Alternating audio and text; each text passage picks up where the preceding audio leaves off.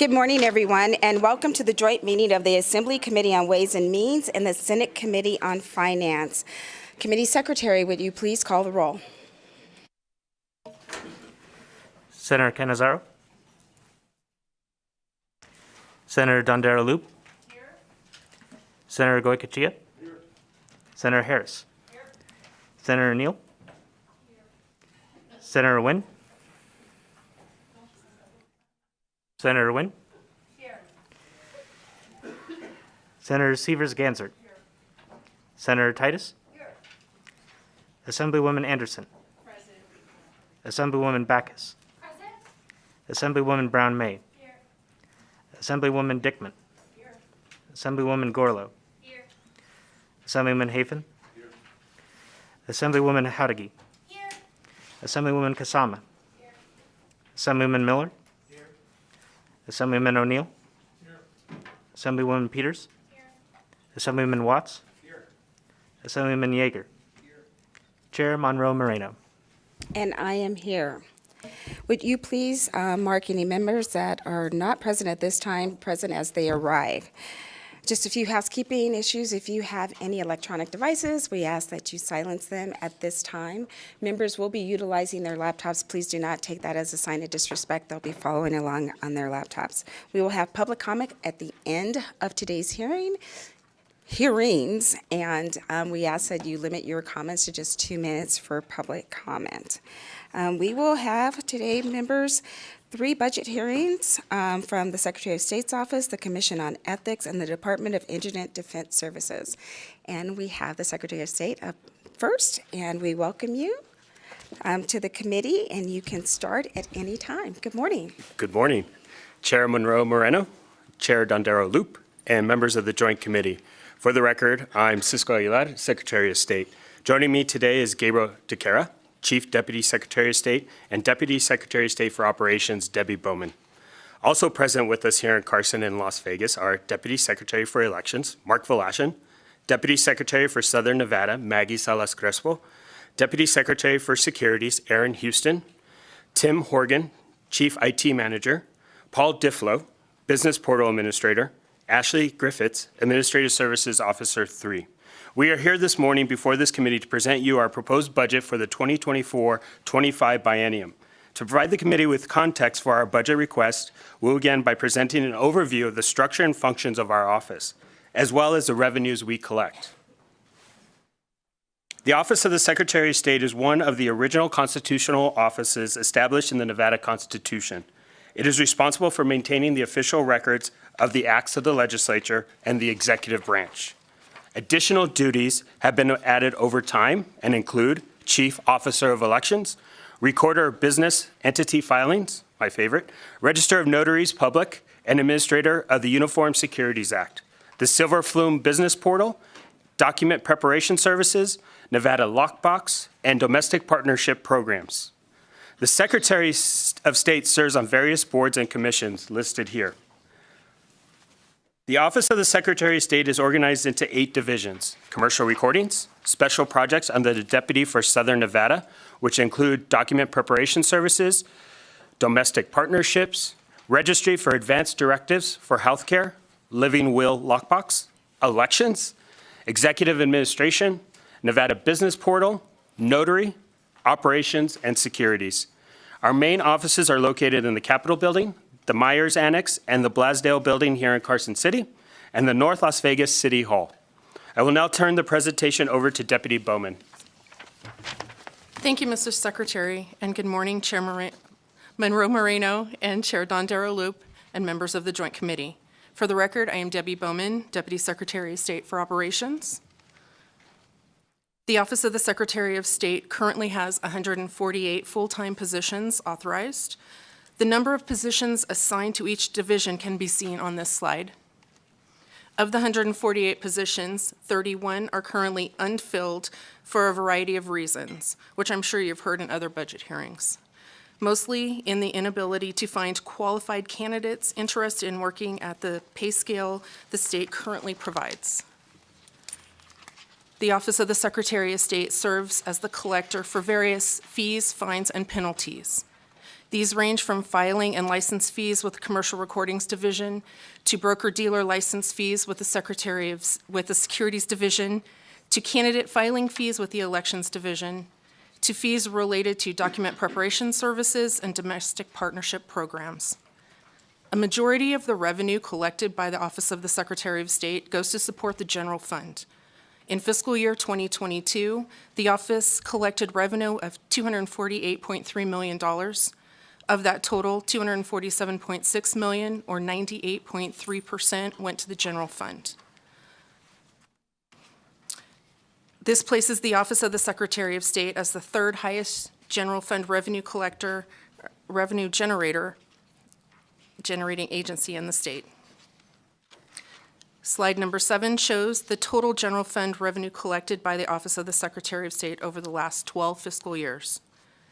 As the chart shows, the total amount of general fund revenue collected each year by the Secretary of State's office continues to increase, with fiscal year 2020 being the anomaly.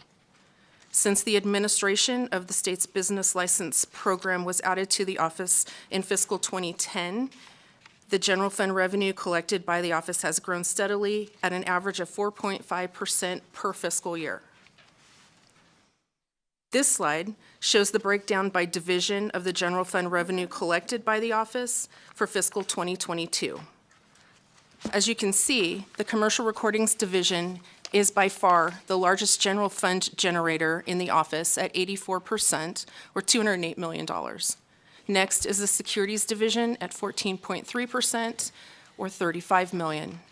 Together, the Commercial Recordings Division and the Securities Division make up 98% of the total general fund revenue collected by our office in fiscal 2022.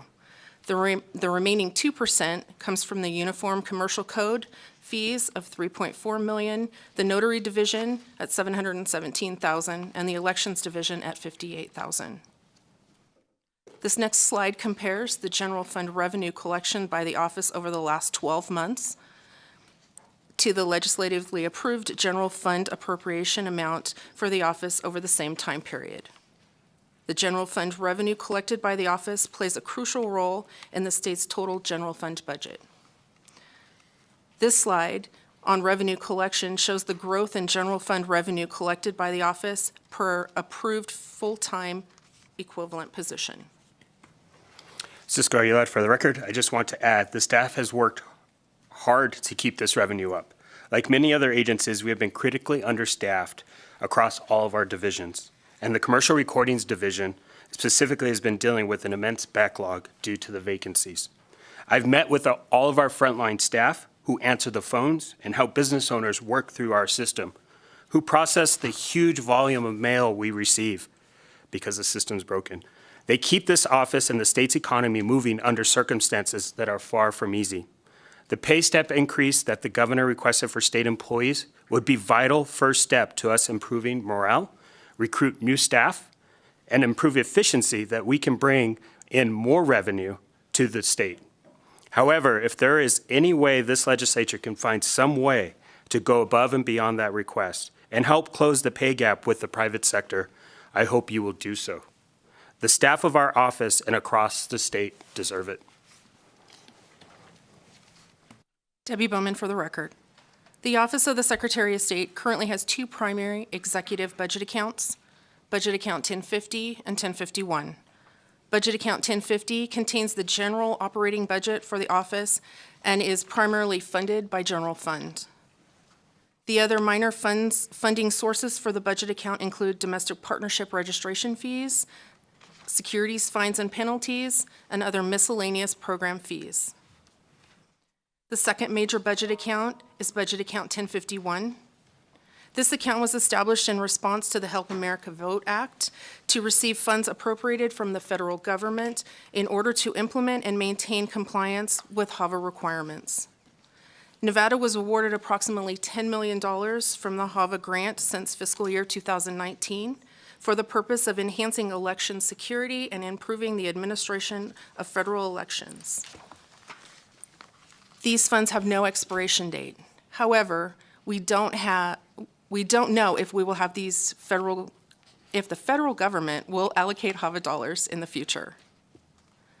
The table on this slide shows the Office of the Secretary of State's general fund budget, account 1050, requests for the 24-25 biennium. The table breaks down our base budget, maintenance offsets, which mostly include the removal of one-time or reoccurring expenditures from our budget, our requested budget enhancements, and other statewide enhancement units. In total, the office is requesting general fund appropriations of $39,583 or $583,803.24 and $21,881,669 in fiscal '25, for the total biennium enhancement request of $61,465,472. For the purpose of this presentation, we have divided our budget request for budget account 1050 into major and minor enhancements. In the interest of time, I'll only read the one-shot requests, starting at enhancement 240.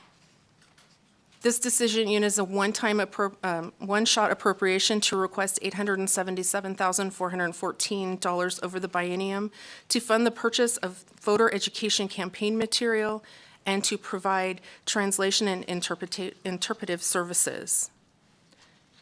E241 is a one-shot appropriation to request $15 million over the biennium to fund the improvement of the Silver Flume Business Portal Registration Suite to increase positive customer experience when completing online registrations. Cisco Aguilar, for the record, our online business licensing portal as a system has been broken for years. The new software launched in 2019, and this team have continuously been playing catch-up to fix the backlog of bugs and to help Nevadans navigate the complicated process. Now, while the state has additional revenue, it is the time to solve this problem. We have parted ways with our previous vendor and found a new one that has now overseen multiple successful releases of improvements to the system. We have confidence in their work, and with these additional one-shot resources, we could dramatically speed up the fixes that our business portal software desperately needs. This would also allow us to improve the user experience, making it easy for our small business owners, not just for Silver Flume, but for what comes next. With forward-thinking design decisions, we can spend these one-shot funds effectively and benefit businesses in Nevada for years to come, not just inside this biennium. We have a list of improvements we'd like to make that we can distribute for your review. We tentatively calling this overhaul Project Orion, after Nevada's first Secretary of State, the Secretary of the Territory, and Mark Twain's brother, Orion Clemens. To ensure that we stay on track with this large IT implementation, we plan to work with Gartner, a management consulting firm that has assisted our state and other states with large implementations like this. I think about them like an owner's rep in the construction industry. They keep everybody accountable, our office as well as our vendors. Thank you, Secretary. Debbie Bowman for the record. Now to E242. This decision unit is a one-shot appropriation to request $90,000 over the biennium to fund a contract to make it easier for voters to verify their signature as part of the mail-in ballot signature curing process. This service will enable a voter to use their cell phone to provide necessary information to their clerk or registrar in a secure and timely manner. E244. This decision is a one-shot appropriation to request $1.3 million over the biennium to fund the project management, maintenance, and support of the commercial recordings business registry application known as Sinuity. E249 is a one-shot appropriation to request $168,591 over the biennium to fund a centralization of information technology log file to enhance cybersecurity's best practices. E710 is a one-shot appropriation to request $309,675 over the biennium to fund replacement computer hardware and associated software per enterprise Information Technology Services recommended replacement schedule. Slide 15 lists our minor enhancements, which include upgrades to help our employees be more effective in the office, as well as the redesign of the website, which is a frequently requested improvement that we hear from constituents.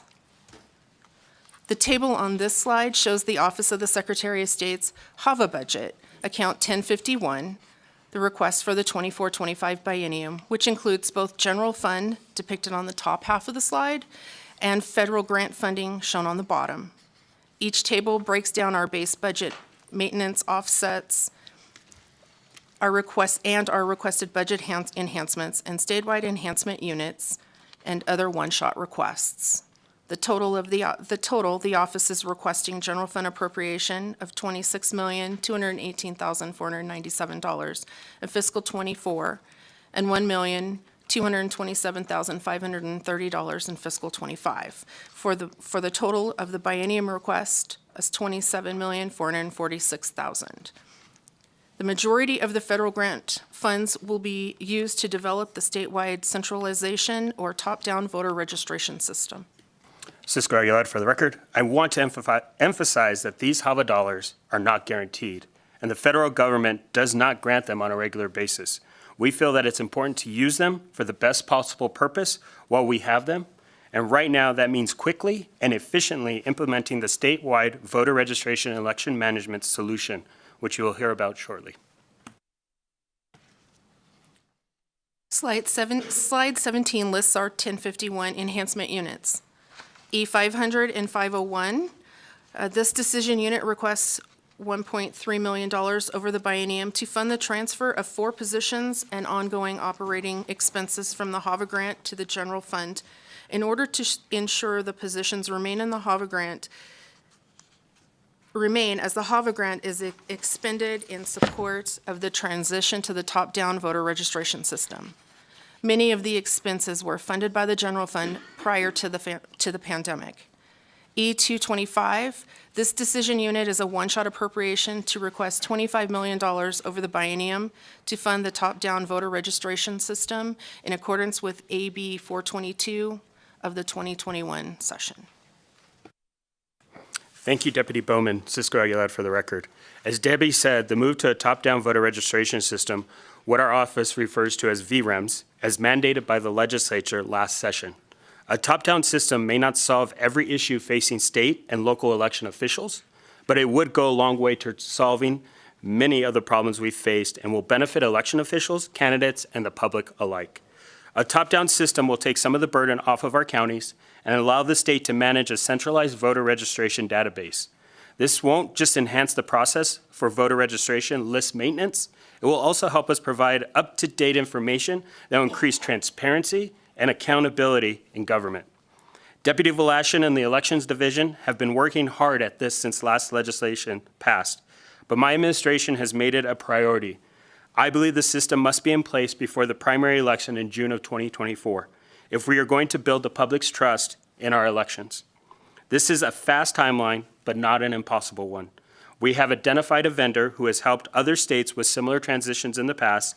We had the buy-in from our county election officials, and we have a management consultant in Gartner to help keep us accountable and on our timeline. This is the second large IT implementation that our office is taking on in this biennium.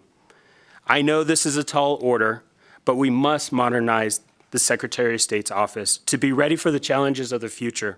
My staff and I are ready to do what it takes to get these projects done.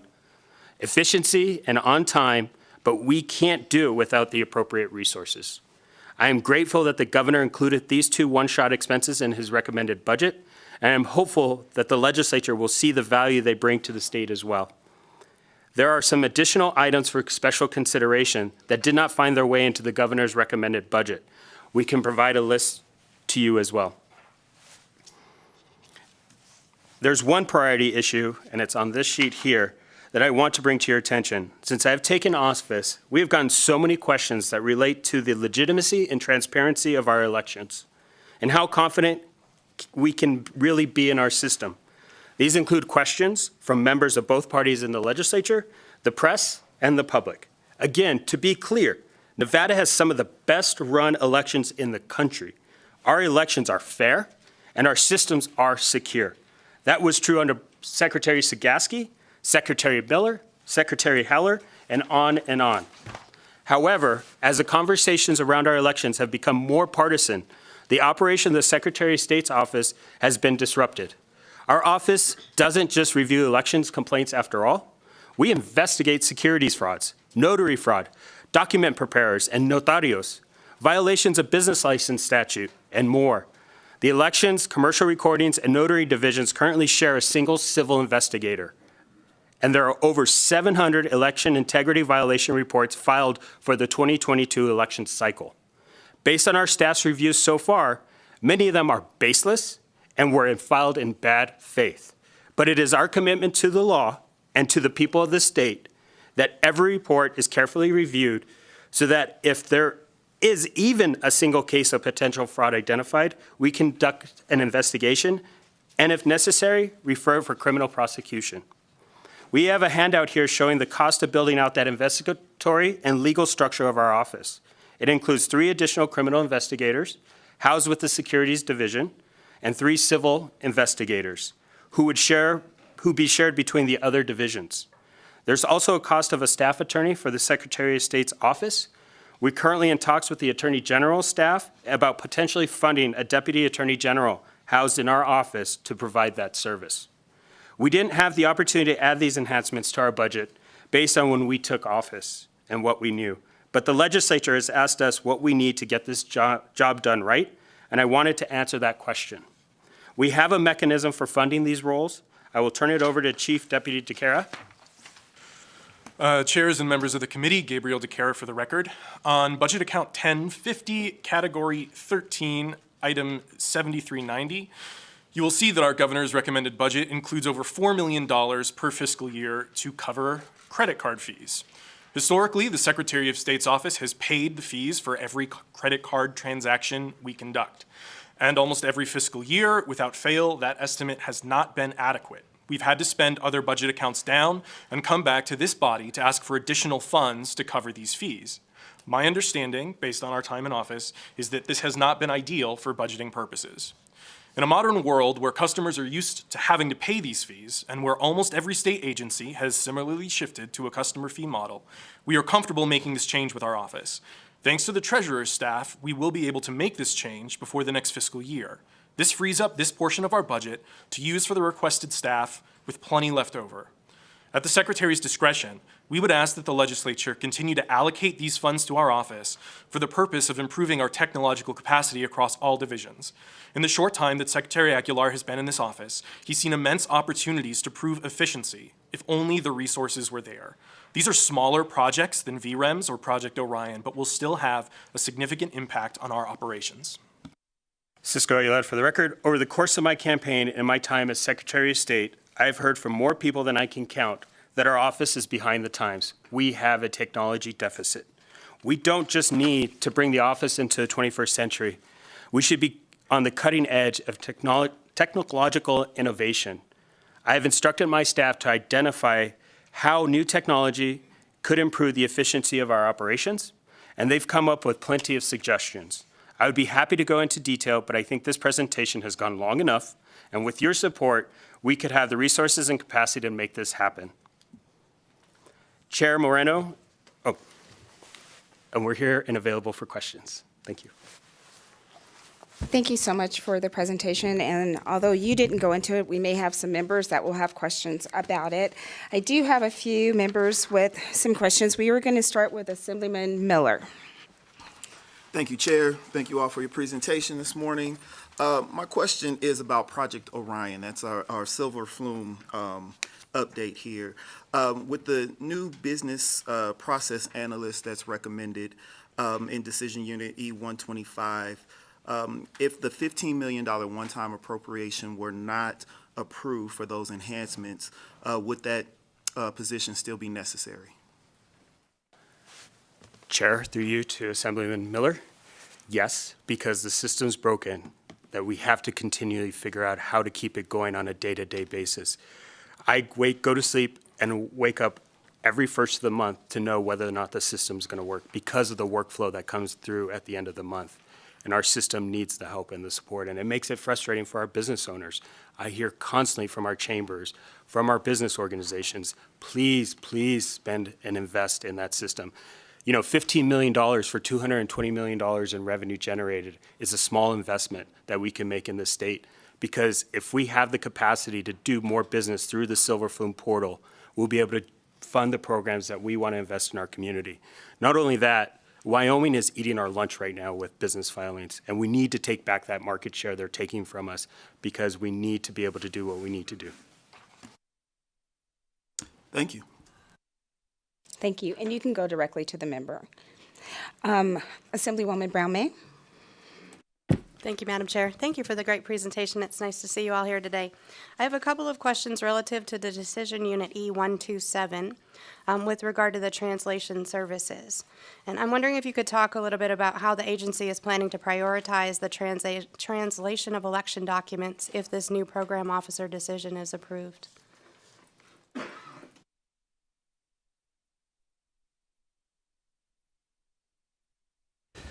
Thank you for the question, Assemblywoman Mark Voloshin, for the record. Excellent question regarding the translation of elections-related documents.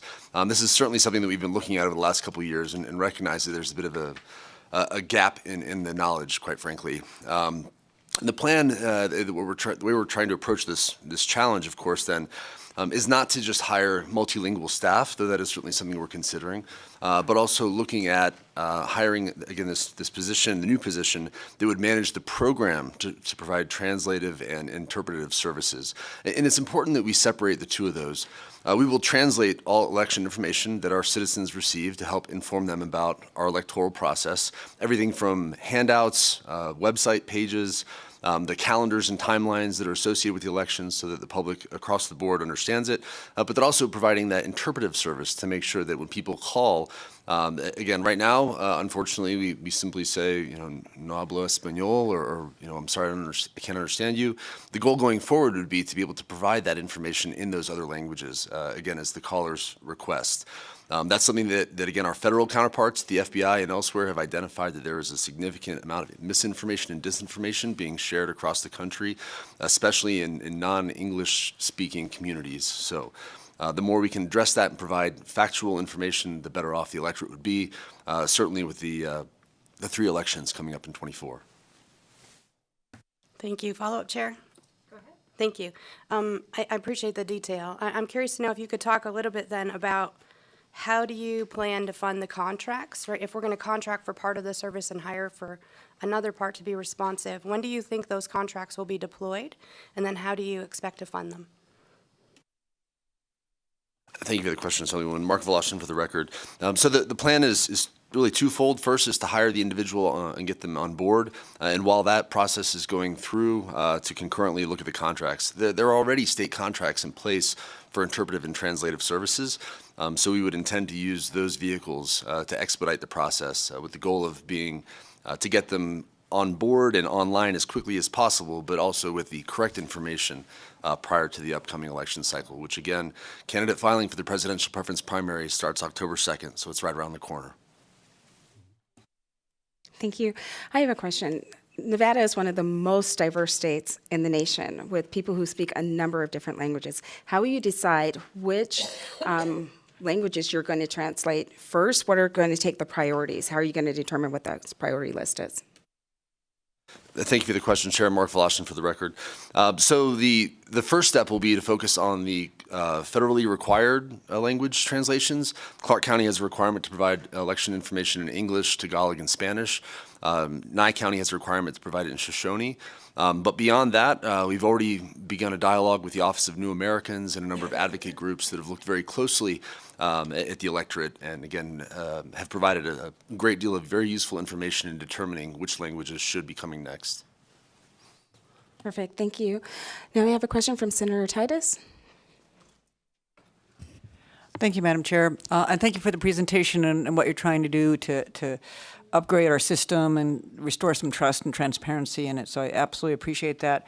I signed on to the Silver Flume while you were speaking. It's easy to go there, and for me anyway. And I looked up the election information, and you mentioned that you thought perhaps this top-down process could be done by the primary election, which is June 11th of next year. we are also having a presidential primary election. And where do you think, and that's going to be on February 6th. So where do you think you will be in the process by February 6th? Thank you for the question, Senator Mark Voloshin, for the record. We've set a goal of the June primary for implementation simply because of the amount of time and effort that we're going to need to apply to this across the 17 counties and at the state. Certainly, it would be nice and hopeful that some counties are transitioned before the presidential preference primary, but it's, I think, frankly, not realistic to shoot for February and those months leading up to June, at least not for all 17 plus the state. And those months leading up to the June primary are going to be, I mean, really, they're already full. Like, we are not delaying in any stretch of the imagination. Like, we're moving forward very aggressively on the Secretary's timeline. So the goal is still June simply because of the heavy amount of technological requirements and just the staff work, frankly. Follow-up, Madam Chair? So, and thank you for that. So, in the past, we've had presidential caucus. So the Nevadans are used to that for the last several presidential election cycles. Do you see any obstacles to getting out the information for the presidential primary that's going to be early? I mean, literally, it's around the corner, less than a year away. Thank you for the question, Senator. Yes, Mark Voloshin for the record. There are continuing challenges in getting the word out about the presidential preference primary that, as you stated, comes up on February 6th of 2024. That by itself is a closed primary, and we still get a lot of questions about what that looks like. What happens if one party or the other doesn't have a need for that election, or if they have a single candidate? So yes, ma'am, absolutely. The challenge to get the word out is something that we've identified. Our PIO and the rest of the agency staff have been working very closely together and coming up with some creative ways to get the word out. And certainly, if there's any opportunity for us to speak to you and your constituents, we will eagerly jump on it to help inform voters. And one last question on the same line, though. Do you see, this is a fiscal committee, and do you see any additional fiscal need to make that happen? Thank you for the question, Senator Mark Voloshin, for the record. I believe so, but I also believe that we have captured those fiscal needs in our budget request as an agency. Gabriel DeCara for the record, and Mark can drag me off of the hook if I'm incorrect, but I also believe neither major party has currently identified that they will be participating in the presidential preference primary on the primary day that would require the state to run it. So once we have that information about who is actually having a primary, then we could start to make some more decisions. And in addition to that, I know that there's a number of organizations out there that have been publicizing that we are moved our primary date up. So I think you'll have some help in getting the word out. Senator Neal.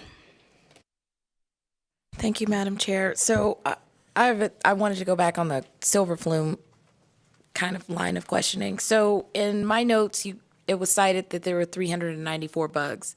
I wanted an example of what those bugs are.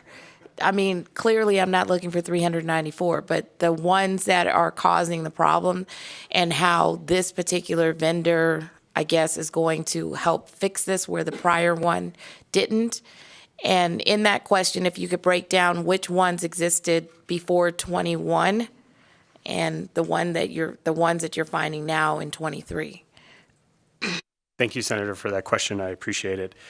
394 bugs came from internal team, but also, too, when I took office, I started meeting with business groups to ask them what their frustration with the system was and what we could do to improve it.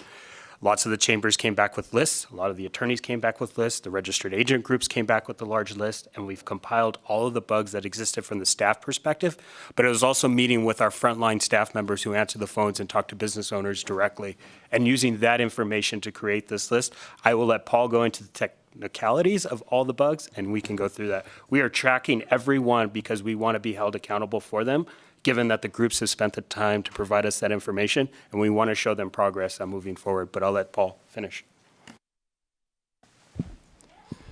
For the record, Paul Difflow, Business Portal Administrator. As stated with the 394 bugs, we go through an exercise of backlog grooming where we categorize and prioritize each bug based on customer impact or efficiency loss or efficiency gain. So if you look at the major categories, some of the impact is to our commercial registered agents. We are a registered agent heavy state because legislation requires you have to have a registered agent for LLCs and corporations. Then we've talked to the registered agent and we've prioritized those. An example would be, sometimes I have problems changing a registered agent. It's too convoluted, it's too confusing, so that bumps up on the list. Then we have a group of accounting bugs, and these are impacting to our customer as well as to our staff. You could make an argument that some of the bugs that we have are greatly impacting to both of us. So we're working on priorities with that. We're working with the vendor, and we've come up with a strategy where we're categorizing them, and we're going to try to implement these things and attack them by group, such as that. An example of an accounting bug. We're not getting accurate numbers when putting out a statement for an online trust, obviously impacting to the customer and impacting to accounting as well. And then there are miscellaneous bugs that have been around for a while, but the customers live with, but shouldn't have to. If you recall the revenue graph that was up there, where commercial recording had the biggest piece of the pie, well, 93% of that revenue comes from Silver Flume, so it's a critical component of our revenue generation for the state. Thank you, Madam Chair. To Gabriel DeCara, for the record, to hop onto that. So the new system, the Sinuity system, was implemented in 2019 and pretty immediately crashed. The process of figuring out what happened and moving away from that vendor took a number of years. The new vendor, WSD Digital, just signed a contract with the state in September of last year. So it's still relatively new, but again, they've overseen numerous successful implementations, including solving bugs that previously had gone unfixed. And not to put too fine a point on it, but some of those bugs do represent failures of being able to comply with statute. There's something that someone should be able to accomplish through the portal, and due to a problem with the system, they are not currently able to. Everyone has been very patient with us, but again, a big chunk of this is wanting to get the system in compliance with the law. Thank you, Madam Chair. You're welcome. Assemblyman O'Neill? Thank you, Madam Chair. I appreciate it. Actually, I have two questions. The first one, I fully agree with you. IT is a good solution to enhance our services to our constituents out there, and Silver Flume probably does need the work. But with that, you made a statement about Wyoming eating our lunches and registrations of new businesses. Do you think if we return back to the fees of 2015 that we would have lunch again? Thank you, Assemblyman, for your question. It's a combination of factors. I think, one, if you're going to charge a service fee for a service, you better make sure that service is efficient and easy to use. I'm confident the business will come back simply on the commercial registered agents are our marketing team as a state. They get a volume of business and they recommend to their clients which state to file. And if they start recommending Nevada again because our system's able to handle it in a way that makes people happy, we'll get that business back. Also, too, some of our attorneys who work with businesses and establishing them here will recommend Wyoming because it's easier for them and their staff to do business. But there is a discussion, and I'm happy to have a discussion about fees. Obviously, yes, there is an elastic versus elastic demand on this stuff, but I think we need to enhance our services first. Thank you. And may I have another question on a different subject, Chair? Thank you. On your need for additional criminal investigators, if I remember correctly, the State Division of Investigation under the Department of Public Safety is statutorily available to assist you. Have you utilized them to maximum amount where you could justify an additional 3 criminal investigators? What are the stats, in other words, in short? Thank you for that question, Assemblyman. It's a great question. We have utilized that department, but like every other department in state government, they have challenges on staffing of their own. And I think because securities, elections, and notarios are such a specified business, we need people with continued expertise in these areas to be able to know where the problem is before having to learn the issue. They've been a great partner of ours. We've enjoyed working with them, but we all know the struggles of Highway Patrol and their ability to hire and retain folks in that department too. I can call on the Deputy for Securities, Erin Houston, who can fill in additional information. She is in Las Vegas. Hello, Erin Houston for the record. Thank you for the question. We have utilized NDI through DPS very frequently. I think we sent them about 80 cases after the 2020 election, and we have an onslaught of cases still to sort through for 2022, and we do expect to seek their assistance, but it's my understanding that they are extremely understaffed as well. So as Secretary Aguilar mentioned, the need for investigators who know this area well and who can call upon their previous experience and expertise would be invaluable to the agency. Thank you. And may I just follow up? I promise make it short. Criminal investigators, what category would they be? 1, 2? What would be their authorities? Erin Houston for the record. Thank you for the question. The criminal investigators are Category 2 peace officers with the with the state of Nevada. They are level 3, grade, I believe 40 with the state is their pay grade. Thank you. Thank you for the time, Chair. Appreciate it. Thank you. Assemblyman Hafen? Thank you, Madam Chair. I had 2 questions, but I think I'll just stick with one for the sake of time. It's good to see you, Mr. Secretary, and I have to echo my colleagues. Your office has been excellent to work with. You have some of the best staff.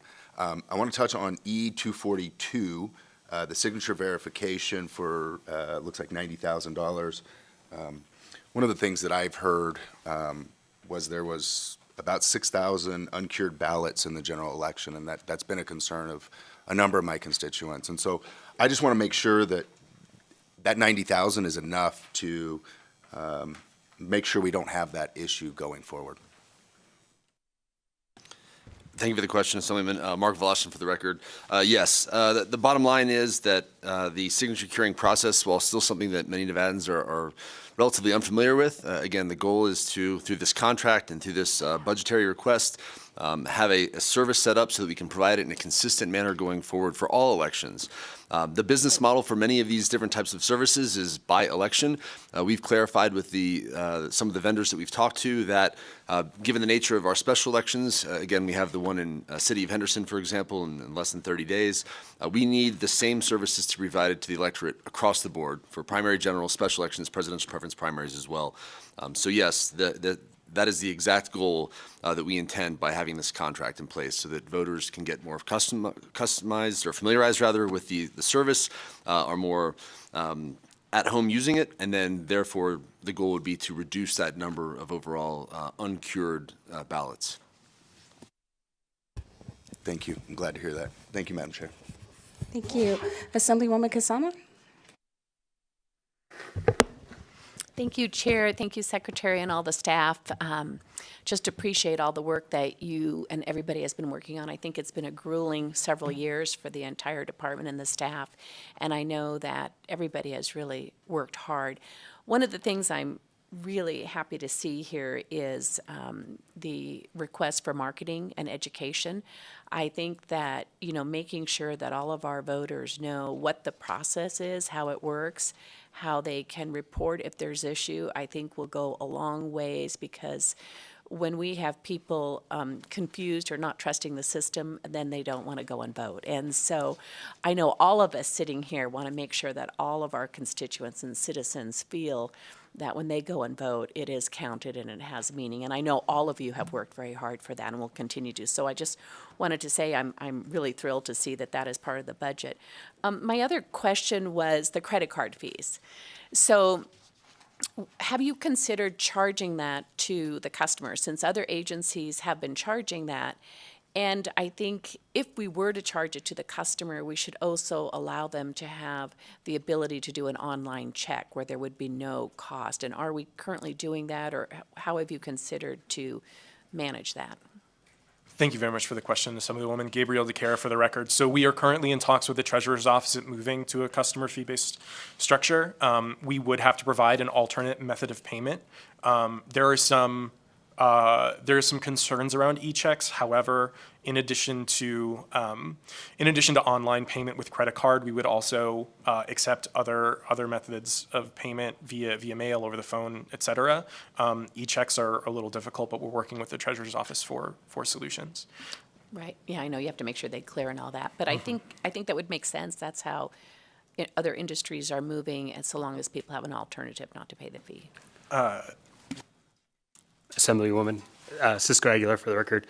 I would love to see a PayPal or a Venmo option as well. So, Wonderful. Thank you. Gabriel DeCara for the record. As we look at improving the system, and what we are bumping up against is the structure of the system as it is currently built. And so implementing anything more complex than something we already have on the books is very difficult. That will be part of the new system. Okay, thank you.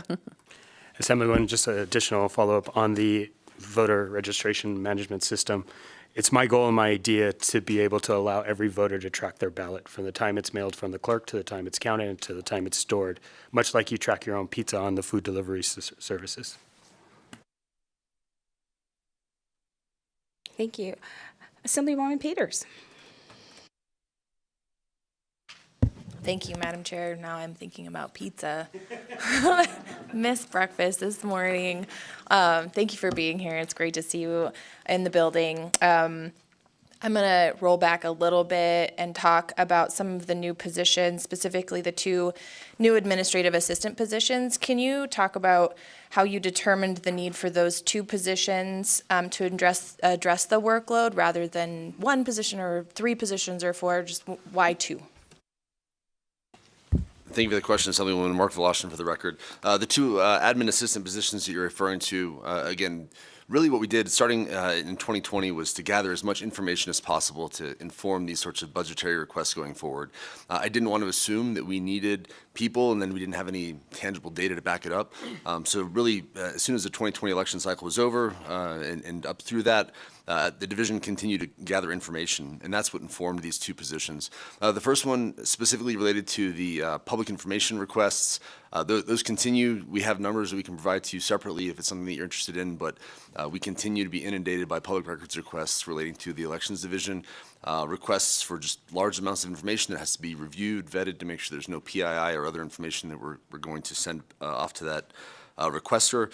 In addition, we have the position, the additional one to support the call center and constituent outreach. Really, again, the amount of numbers and calls that we have those statistics as well. It's part of an ongoing process to convert our phone center into a call center that tracks not just the calls that we make, but also those we missed.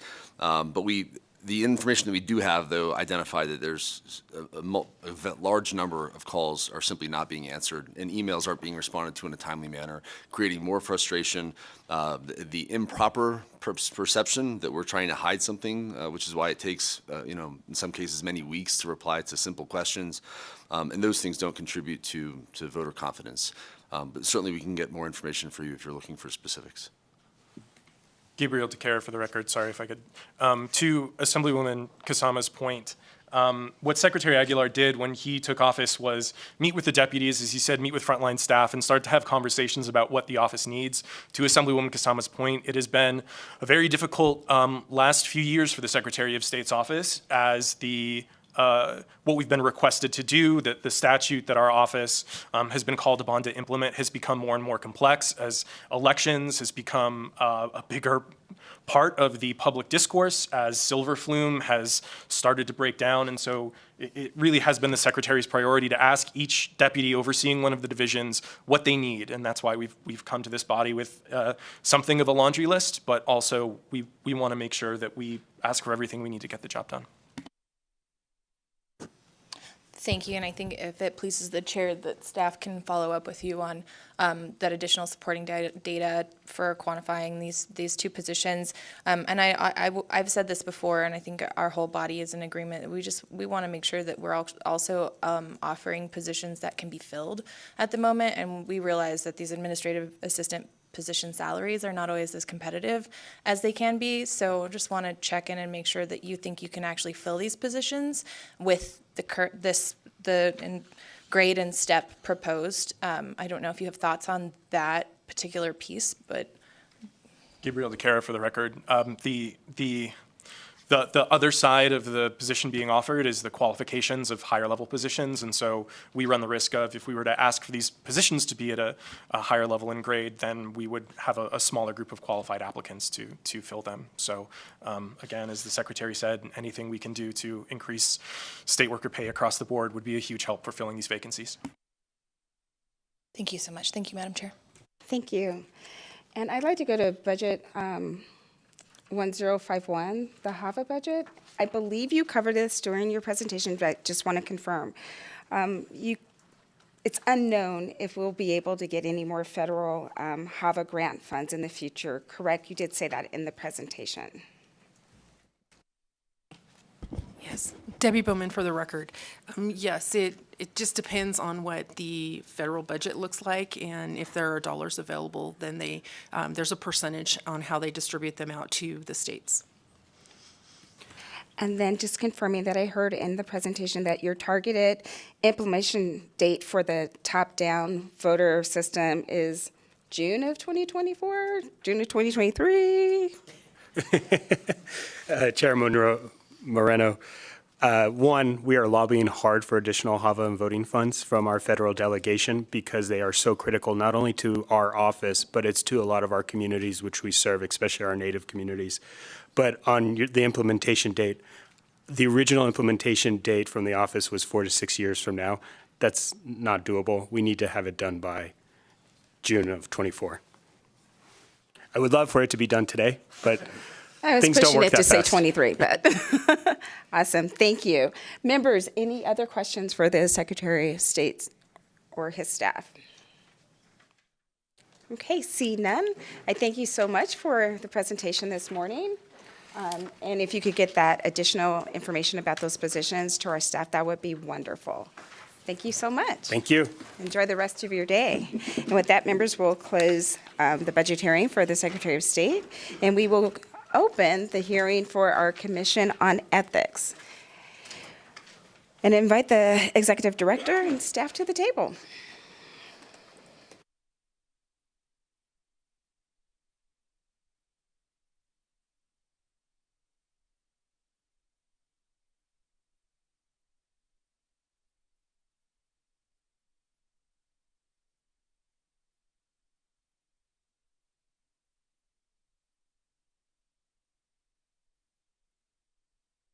Whenever you're ready, we're ready.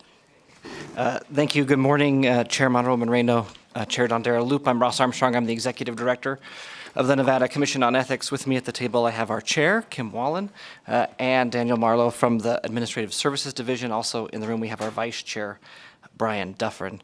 Today, we'll be providing you a quick overview of the agency and then talk about our one budget account. The legislature has declared as part of our ethics law that a public office is a public trust and shall be held for the sole benefit of the people. And so when I go to training, I talk about this is why the commission exists, to make sure that government is being used for the sole benefit of the people, not for the sole benefit of the people in government, not for their friends or family, but for the sole benefit of the people. So if you remember one ethics rule today, keep that legislative declaration in mind. On page 3, or slide 3, you can see our mission. I always kind of focus on the duty to enhance the public's faith and confidence in government, and primarily that's to avoid conflicts between their private interests and their public duties. Let's talk about our budget. The total biennium budget for the Nevada Commission on Ethics is an estimated $2.3 million. You can see our sources of revenue. We get revenue from the general fund and then also from city and county assessments. So the way that that revenue is built is we take a look at the total number of public officers or employees in the state. The percentage that are state officers or employees represents the percentage that is the general fund, and then counties and cities receive an assessment on a population basis. So that's only counties above 10,000 people and cities above 15,000 people. So that's how the formula works to create the revenue for the agency. You can also see there an ARPA grant, which I'll talk about in a little bit, but I think that's the first time we've had a federal funding source or non-assessment general fund source for our agency budget. What do we do with that money? The commission has three major functions. The first is to do education and outreach about Nevada's ethics law. The second is to provide public officers and employees across the state advisory opinions. And the third is to receive and process complaints from citizens who believe someone in government may not be following the ethics law. Our structure, our commission has 8 members. 4 are appointed by the legislature, 4 are appointed by the governor. There are some other rules around who can be on the commission. We can't have more than 4 members from the same political party at any given time. There have to be a certain number of former public employees and a certain number of attorneys. You can see we have a staff of 6. We currently have 1 vacancy in our commission council position, but there are 6 of us for 140,000 public officers or employees. So we're a small but mighty team at the Nevada Commission on Ethics. Let's talk about, the education is going to be the bulk of our enhancement request, and so let's talk about the other functions really quick. As I said, we process and provide advisory opinions to public officers and employees, and then we also process ethics complaints. You can see the trend for both of those with 53 advisory opinions last fiscal year and 96 complaints last fiscal year. I think the big story there is not actually seen on the graph, and if you take fiscal year 19 was considered somewhat of a spike. And if you take the 5-year average of the years before fiscal year 19, the average for advisory opinions was 13 a year, so a little more than 1 a month. And then the average, the 5-year average for complaints was just 61. So you can see in the data, we had a dip during the COVID times and we're back. I can tell you we're very busy so far this calendar year. We're receiving either a complaint or an advisory opinion request every other day. So we are staying very busy so far this calendar year. We do bring in civil penalties, and so slide 8 talks about our civil penalties. You can see the civil penalties received for each fiscal year. Those go directly to the general fund, so those don't fund, they don't come back to the commission's budget. They go straight, they bypass us and go straight to the general fund. You can see we're at about $18,000 in fees this year. I think we'll probably see another 2 to 4 come in for the rest of the fiscal year based on upcoming cases and outstanding payments due. Those fees, so you know, if somebody willfully violates the ethics law, there are flat fees set in statute at $5,000, $10,000, and $25,000. The other way that fines and fees are attached is if a public officer or official made money off of their unethical behavior, then we can fine them the amount of that money they made and double it. So those are the 2 fining powers that the commission has. So let's talk about education and outreach because it is one of our main goals and one of the main reasons or the main topics of our budget request. Last calendar year, we trained over 1,500 folks. Where did they come from? Counties and cities mostly, and the state.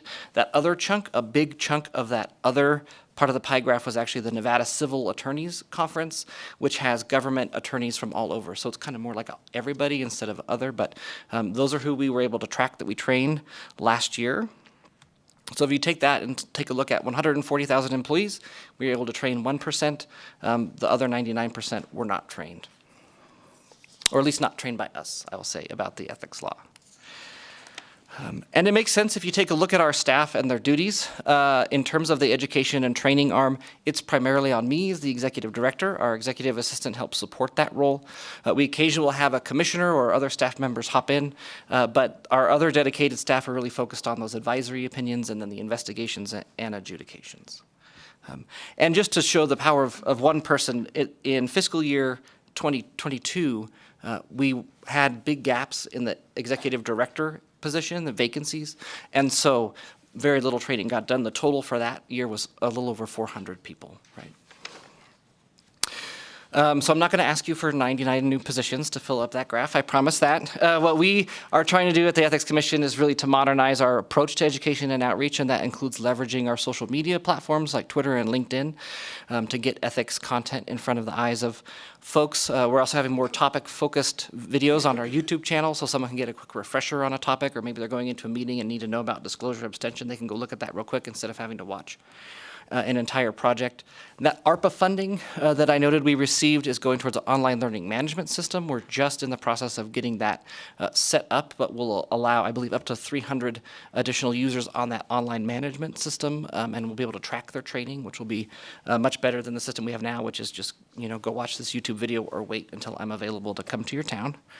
And then we also have strategic partnerships. You saw that we are largely funded by cities and counties, and so we've worked to make sure there's good outreach with the League of Cities and NACO to speak at their conferences and try to get the most bang for our buck when we schedule appearances. But also we get to Enhancement Request 225, which is the addition of a public information officer to the Nevada Commission on Ethics team to help run the modernized approach to education and outreach and provide additional training for folks. You can see there the estimated general fund for the first fiscal year would be $22,000 and then almost $27,000 in fiscal year 2025. Again, those are estimates based on that annual breakdown of general fund versus the county assessments for how we fund our budget. That would give us one person to really focus and help me in terms of that first education column and be out there making sure our local governments, our general public, our state governments are following the ethics law and understand their obligations under the ethics law. For the next slide, I will have to make a disclosure. During the interim, the commission worked to set budget priorities. Those budget priorities included competitive pay for commission staff. I obviously have a pecuniary interest in my own competitive pay that I receive, and so I'm disclosing that for the record today, and at this point we'll hand the discussion over to Chair Wallen to comment on that, and then when she's done, we'll be ready for questions from the committees. There we go. Good morning, Madam Chairs, members of the committee. For the record, I'm Kim Wallen, Chair of the Nevada Commission on Ethics, and also former Nevada State Controller. I'm not going to repeat what a lot of the people who have come before you have said about state workers' pay. I'll just say ditto to most of all of what you've heard.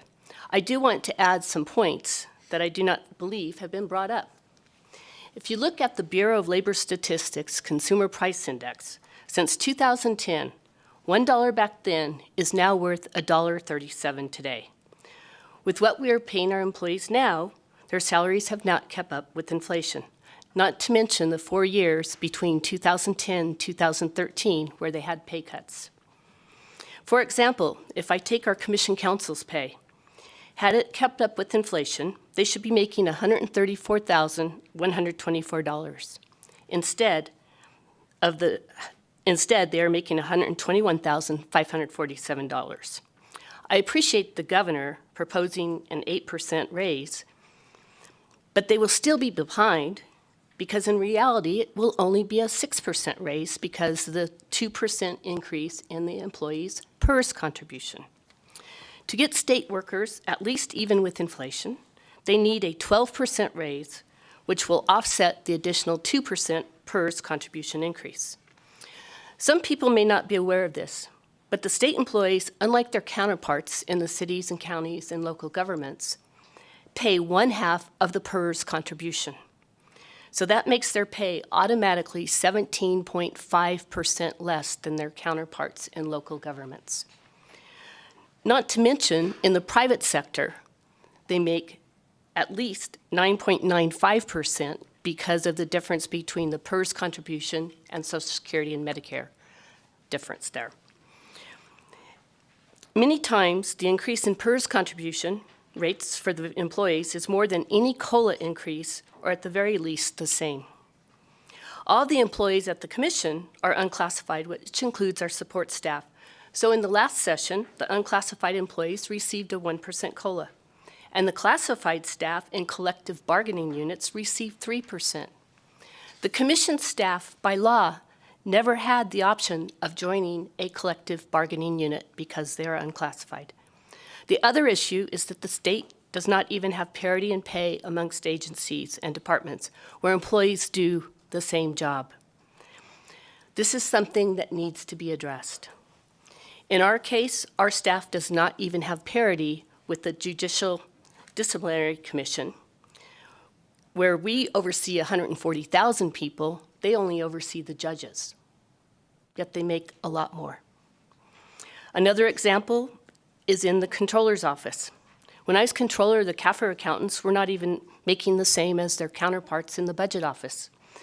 We were able to upgrade them and have them have parity.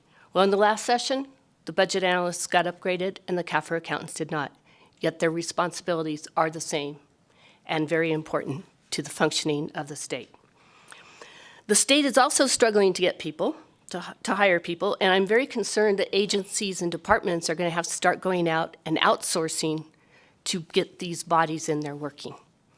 And that's going to cost us more money, and another side effect is that we will not have people paying into PERS, which exacerbates the problem even more. Please consider, at the very least, a 1-grade increase for unclassified staff before applying the governor's proposed COLAs. I appreciate your consideration, and now, Chair Monroe Moreno, we will be happy to answer your questions. Thank you. Thank you so much for the presentation, and at times kind of passionate, so thank you for that. I know that we do have a few questions, and we're going to start with Assemblywoman Hattigi. Thank you, Chair, and thank you for the presentation. And I had a quick question regarding just the new position. I know that the new public information officer is going to do a lot of education, respond to public inquiries, media inquiries. So can you talk to me about how many types of those inquiries your office receives a year, like specifically media inquiries and public records requests? Yeah, Executive Director Armstrong, for the record, prior to the beginning of this calendar year, we were not doing a great job of tracking the public records requests. We now have that fixed. It's challenging. Right now we have one particular individual who's making a request every week, right? And so that would kind of inflate what it looks like. I think in terms of media requests, probably 2 to 3 a month, and then public records requests, probably 5 to 6 a month on those. We tend to get public records requests and media requests around when our commission meetings, when they're making decisions on cases, and those are typically monthly. Thank you for the follow-up, Madam Chair. And do you currently have enough space for another position at your current location? We do currently have, we could make it work in our current space with this particular position. It would require some moving around. I believe there are, some funds in there that makes it for the appropriate, that rent space. What I would say is we're a statewide commission, right? We have an office in Carson City. Actually, all of us now currently commute to Carson City. I think when you hire, leadership positions in an agency, you look for the best person in the state, no matter where they are. For this particular position, I would imagine that our best bet, our best way to leverage that position would be to have that person potentially be a full-time remote at home out of Las Vegas, because that's where all the people are. So I wouldn't necessarily imagine them being in our office, because they need to be out on the road where the folks are. Thank you. Assemblywoman Anderson.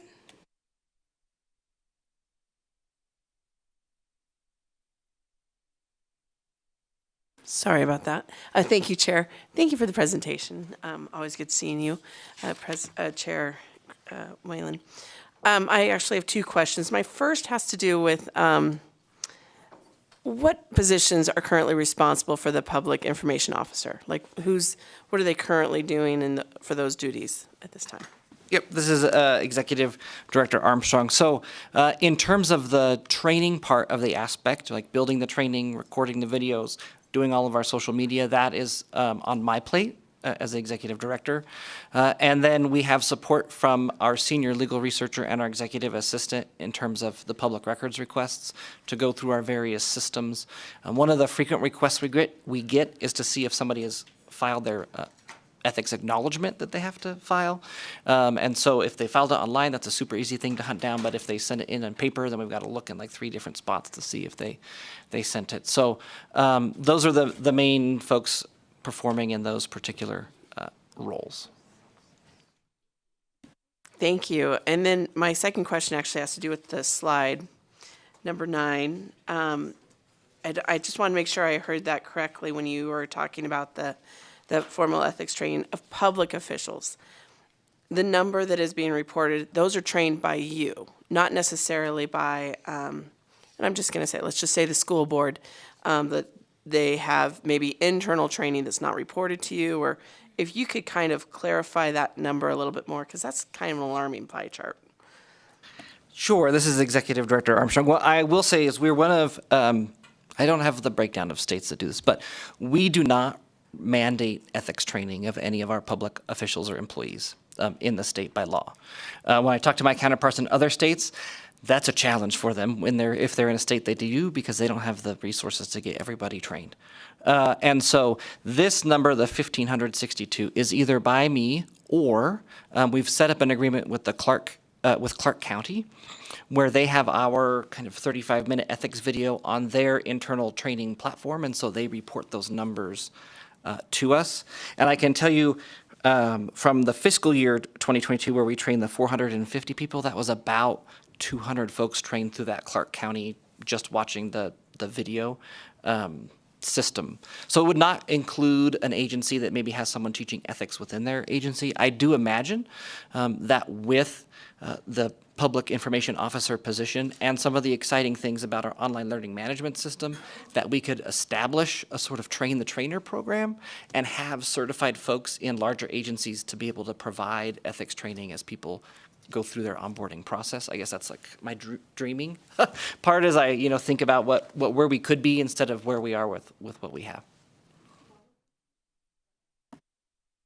Thank you, Chair, and thank you for that clarification. So just to make sure I'm tracking it correctly, it feels like most of the training then is more for state employees, not necessarily for elected officials, if I'm understanding what your answer was, or should it be a combination of the two? Yeah, it's a combination. So if you look at the pie graph, all of the state and city can include elected officials. The other primarily was those government civil attorneys conference.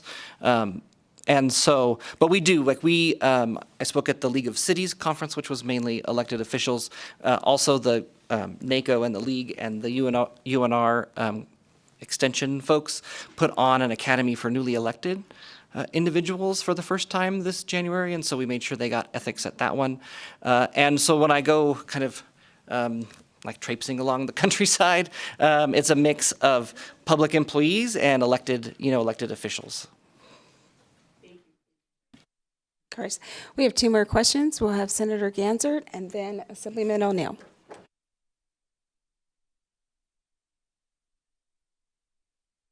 Thank you, Madam Chair. I don't have a question right now. Thank you. Thank you. And Assemblyman O'Neill, it's you. That one was easy. Thank you, Chair, for the time. If I may, you said you were recruiting for your commission council, correct? How long has that vacancy been open? Did you have applicants, and why didn't you accept any of them? Can you? Yeah, this is Executive Director Armstrong. So the Commission Council and the Executive Director are 2 positions that are appointed directly by the Commission. And so we knew that our Commission Council was going to be retiring. I do know that the rate of pay was a consideration in that retirement decision. And so we had it open a little bit beforehand. We got somewhat of a batch of candidates, and then many declined to be interviewed once they found out that the maximum level of pay was what it was. Actually, we could not go above that, or they found more competitive offers from their local government counterparts. So we opened it again, making it clear that it could be a statewide position and potentially a full-time remote position, because it could be. We got a handful of applicants. About half of the applicants that applied were not attorneys. And so when we talk about having trouble, even though we get applicants, finding folks that meet the qualifications of the job can be a challenge. And so we got to the point where we had about 5 folks that the commission felt comfortable interviewing, and then all but 1 declined the interview when it came time because they had found other positions or change their mind. May I just follow up? We've been advertising for this since September, so 6 months.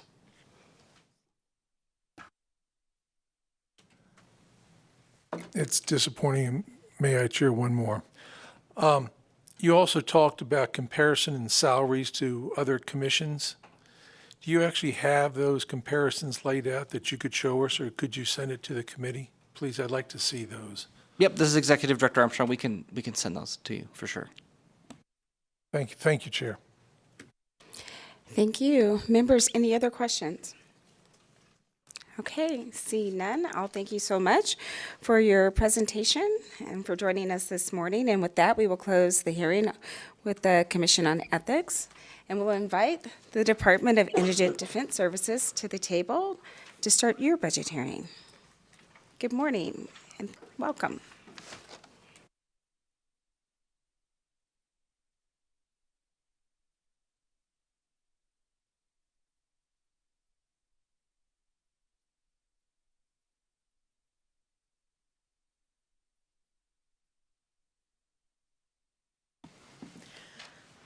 Good morning, Chair, members of the Joint Committee. My name is Marcy Reba, with my last name spelled R-Y-B-A, and I serve as the Executive Director for the Department of Indigent Defense Services.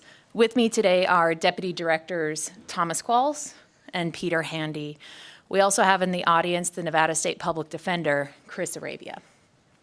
Our Chair, Dave Mendiola, is not able to be present today, but he did submit a letter to the Joint Committee for review.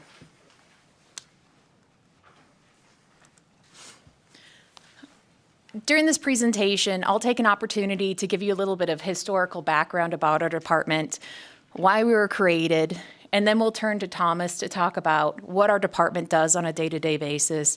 And then finally, we'll turn to Peter to talk about our budget requests moving forward. We have two budget requests that we will be, or budget accounts we will be discussing today.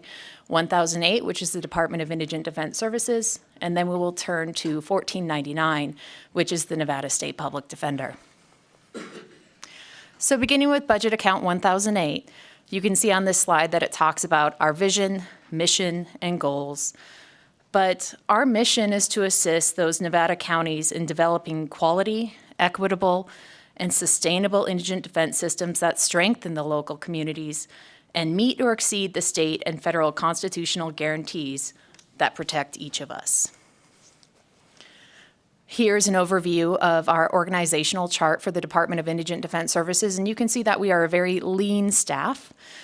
We have the three of us, along with two administrative staff, which is an executive assistant, and an administrative assistant 4, which serves in the role of council administrator that you're going to hear about later on today.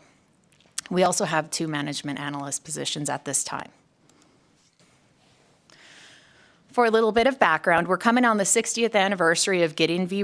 Wainwright, and this is that U.S. Supreme Court case that held that the Sixth Amendment to the United States Constitution guarantees the right to competent counsel to be provided. So if you're charged with a crime and you can't afford an attorney, the state has to provide you with one. Historically, over time, we've seen a shift where in those urban counties, they were required by statute to create an office of a public defender. So we have the Clark County Public Defender's Office, as well as the Washoe County Public Defender's Office. For our rural counties, they could either join with the Nevada State Public Defender, they could create their own office, or they could contract with independent contractors. Over time, what we've seen with the State Public Defender is a while ago they were up and they were a cabinet level position, and they had the State Public Defender underneath them, and funding was mainly the state funded public defense for the rural counties, and the counties covered a smaller percent. Over time, that funding shifted where the counties picked up more of that funding and the state provided less funds than they did initially. And what we saw is that that cabinet level position was moved to under the Department of Health and Human Services, and we slowly saw counties walk away from the State Public Defender's Office and start to contract with independent attorneys to provide those services. In 2018, the ACLU brought a lawsuit, though, for those counties that decided to contract with those independent contractors, and that's what is referred to as the Davis case or Davis v. Nevada.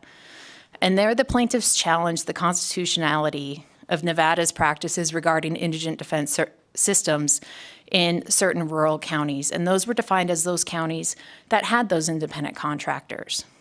Those are Churchill, Douglas, Esmeralda, Eureka, Lander, Lincoln, Lyon, Mineral, Nye, and White Pine. In 2019, the legislature responded to this lawsuit by creating the Department of Indigent Defense Services and asked us to provide resources and oversight for our rural counties. And this is codified in NRS 180.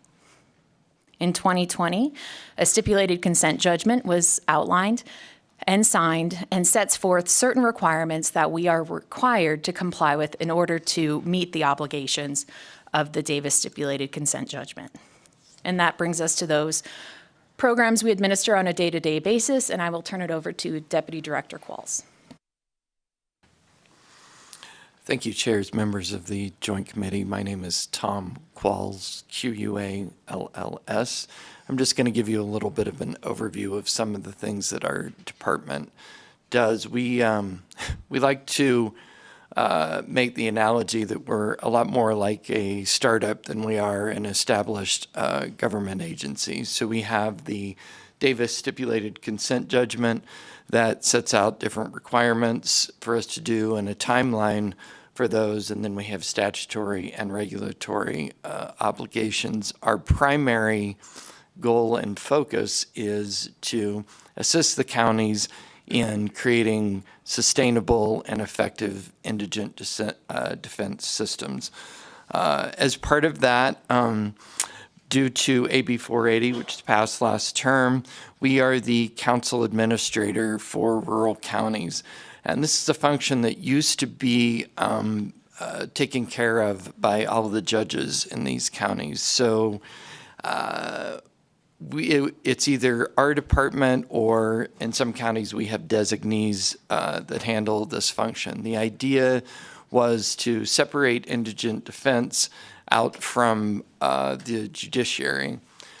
Prosecutors are not required to go before a judge and ask for experts or investigators or even submit their own bills to them. So we removed this with AB 480, and then either our department or a designee in the department takes care of this. We oversee the selection of conflict counsel. We review attorneys' bills for reasonableness, and we also review requests for experts and investigators. Again, this was a function that used to be filled by approximately 36 judges, I want to say, in the counties, the 9 counties where we are the administrator, and then we oversee the designees in the other counties. As I noted, we have to implement the requirements of the Davis stipulated consent judgment and keep to the timeline therein. There is a court-appointed monitor professor from UNLV Boyd School of Law that does a quarterly report to report on our compliance with that. We also do attorney oversight, so attorneys that want to be on our qualified list have to submit an application. We review those, and then based upon our internal standards, decide what level cases they are appropriate to take. Right now, we have a compiled list of over 110 attorneys. We also manage the training for those attorneys. We receive any kinds of complaints from them, and we do a systematic review of the attorney's training compliance. Legal server case management and data collection. One of the main requirements of the Davis case was that we collect data on the provision of indigent defense in all of the counties. Nevada never had this before, And we rolled out this case management system, trained all of our attorneys, designees, and others on this system, and now have 4 full quarters, so an entire year's worth of data. One of the reasons that this is really important is because we are also working simultaneously with the National Center for State Courts on a caseload and workload study, which is also required by the Davis case, to see what the caseload is of the individual attorneys in all of these different counties. If they're overloaded, we're required to set a standard basically for how many cases they can take and how many of what kinds of cases they can take. We are currently waiting on a nationwide study from the RAND Corporation to supplement the NCSC study, but we have compiled all of this data, given it to the National Center for State Courts, along with helping them conduct Delphi studies in each of the counties to do this. Information is power. This is information and data that we've never had before, and now we can use it to really inform our systems as we go forward. I mentioned the attorney training. We do monthly CLE trainings as well as an annual conference. The annual conference, we actually have grant funding to pay for rural attorney providers to come together with us so that we can link urban and rural attorneys and create, for the first time, a network of indigent defense providers. Again, something that Nevada has never seen and never had before. This brings us to the maximum county contribution formula. Through our board, we created and the legislature approved a maximum contribution formula that the counties would have to meet in order to receive supplemental state funding for indigent defense training.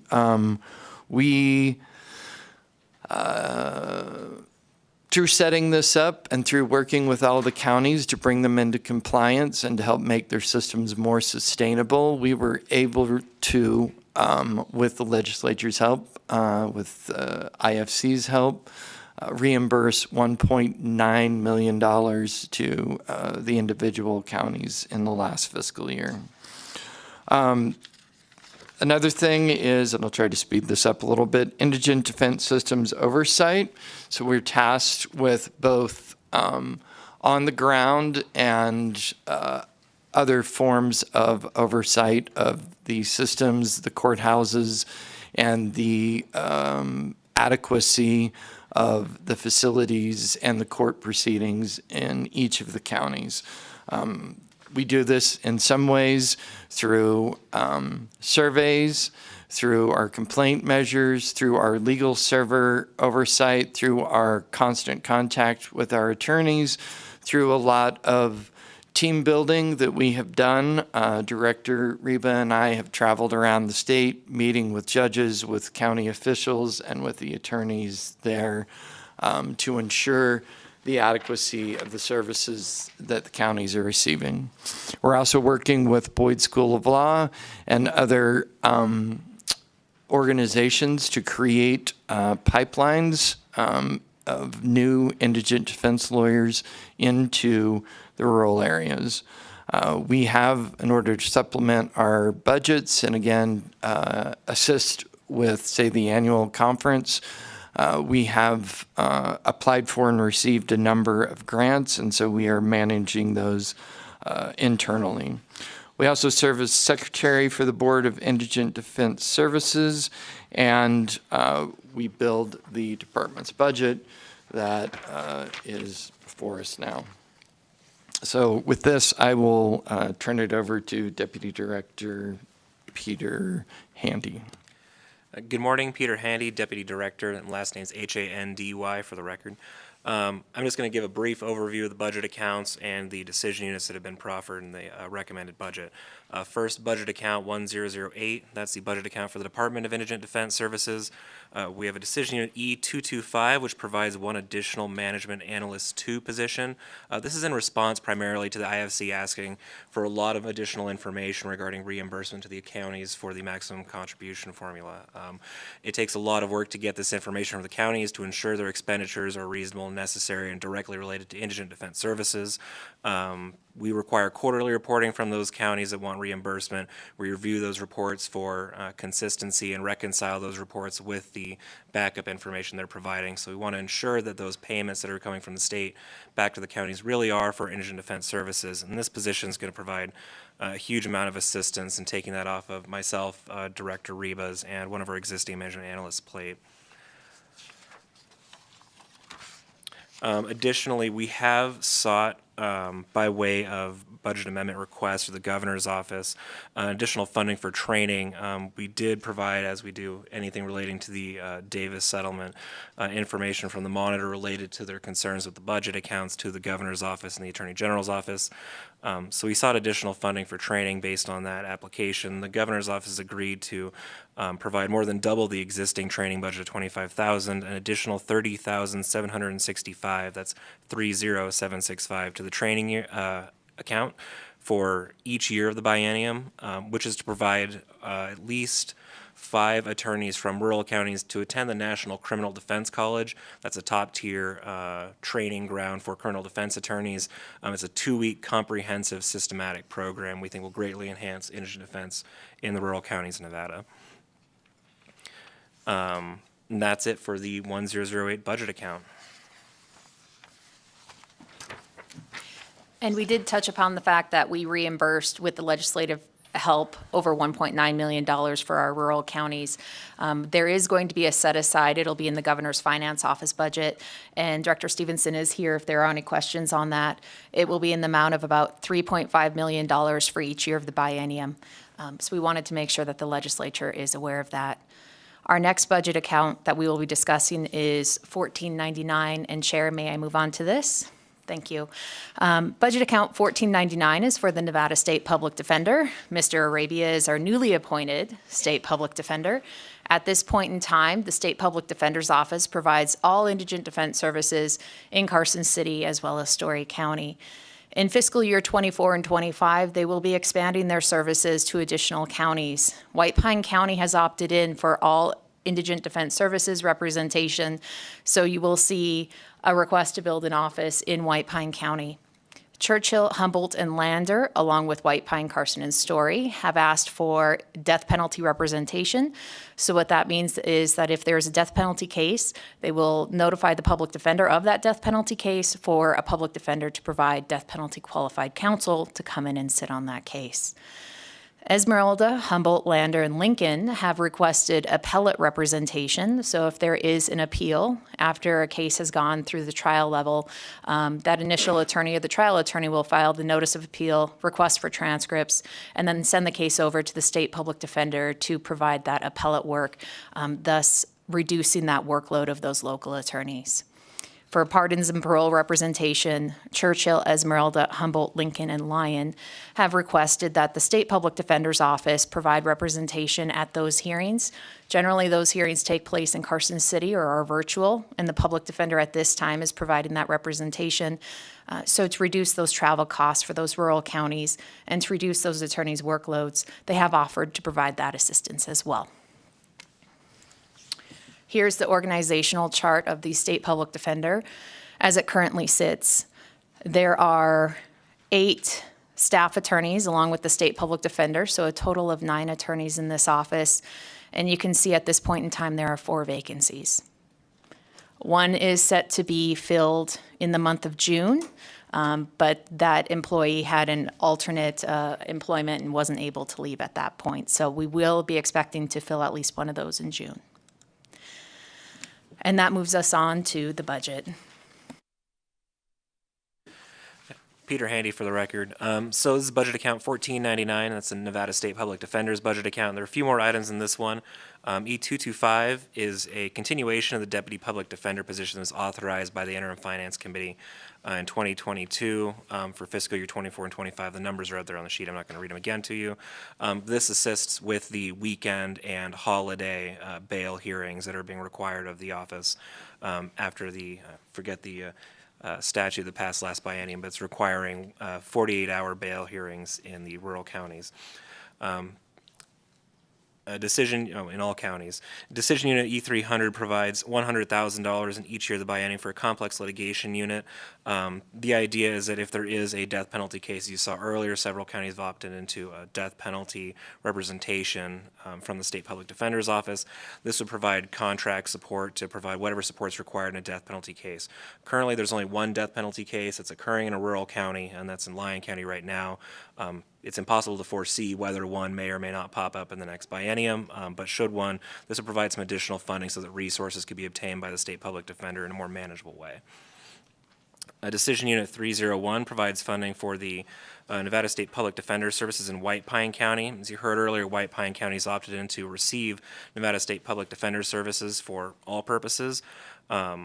The numbers here are a little bit off. We did seek an amendment from the governor's office, and they've agreed to modify the fiscal year 24 funds. You can see the fiscal year 24 funds indicate a number of about 410,000. That's assuming all the normal budgetary start dates of October. These are going to be moved up to start date of July 1st, which is what's required for service provision under the statute. So that number will be significantly increased, closer to that 500,000 number like you see in fiscal year 25. And we're happy to answer any questions related to any of the foregoing. Thank you. Thank you so much for the presentations. And members, I know that you know 4 will be starting soon, but we have a lot of important questions to get through, so we will finish our questions before we will go to 4. I think the Senate's 4 starts before the Assembly, so we will get through our questions. And first up for questions, we have Assemblywoman Garlow. Thank you very much, Madam Chair, and thank you again for the presentation. I appreciate the overview with the Davis versus Nevada consent judgment. But I was wondering, when does the state anticipate meeting the obligations? Will that be during the 23-25 biennium? Thank you.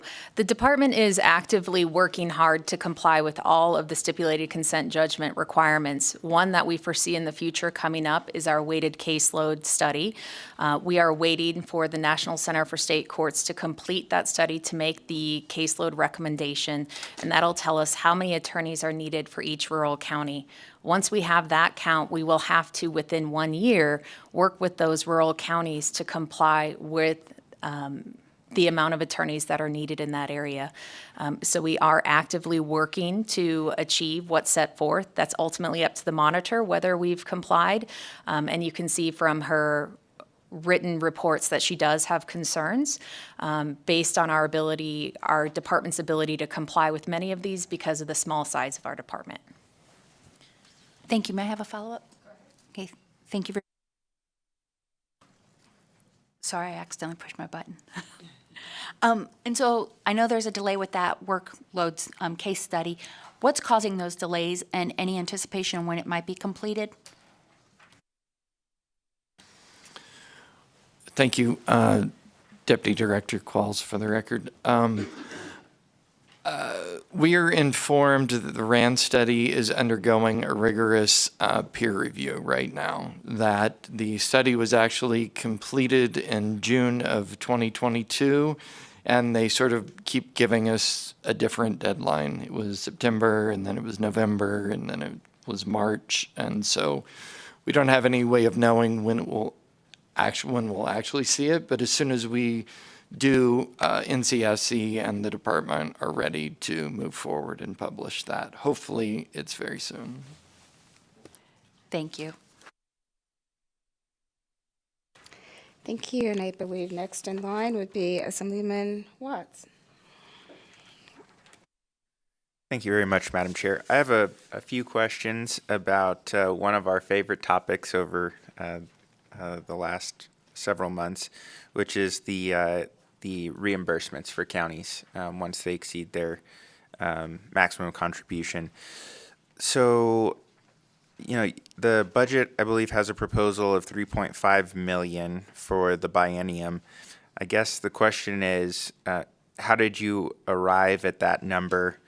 And it seems like you project potentially 3.7 million in reimbursements. So if you could just speak to A, how you came to that number, and B, if there is a discrepancy, why that is. Peter Handy for the record. So the initial projection for 3.7 million in the first year, and I think it's closer to 3.9 in the second year biennium, is based on county reported budgets. So instead of extrapolating data that we don't have quite yet because we've only been reimbursed for 1 year, we've kind of taken a moderated position between the county budget kind of as a maximum. We're expecting some savings from White Pine County shifting to the State Public Defender's Office, and the last year's spend of 1.9 million, significantly lower, but kind of moderating those two numbers of that 3.7 in the first year, 3.9 in the second year, the 1.9 that we spent in this past year, and then again moderating those expenses that we expect maybe a little bit lower based on some changes in services. Thank you. So next question is, if we go over that amount during the biennium, what happens, and what's your plan to fund those requests? And I believe Director Stevenson is here if I'm answering incorrectly, but historically what we've done is we've filed a reimbursement request with IFC to ask for those funds, and we've provided proof of where the funding is, and I believe that's the correct answer. Thank you for that. And I know that one of the goals is to reduce and hopefully eliminate the amount of times that we come to IFC. I also understand that this is still a relatively new and ongoing process. I think my hope is that we do get the allocation correct so that we do not have one or more visits to IFC during the next interim. And the last question that I had on this is, I see that this was budgeted as a one-shot appropriation. Can you speak to that and why it was not included so that it can be an ongoing? And I see Ms. Stevenson. So I think I know who can answer this one. So why was this included as a one-shot and not built into the budget so that it'll be an ongoing line item?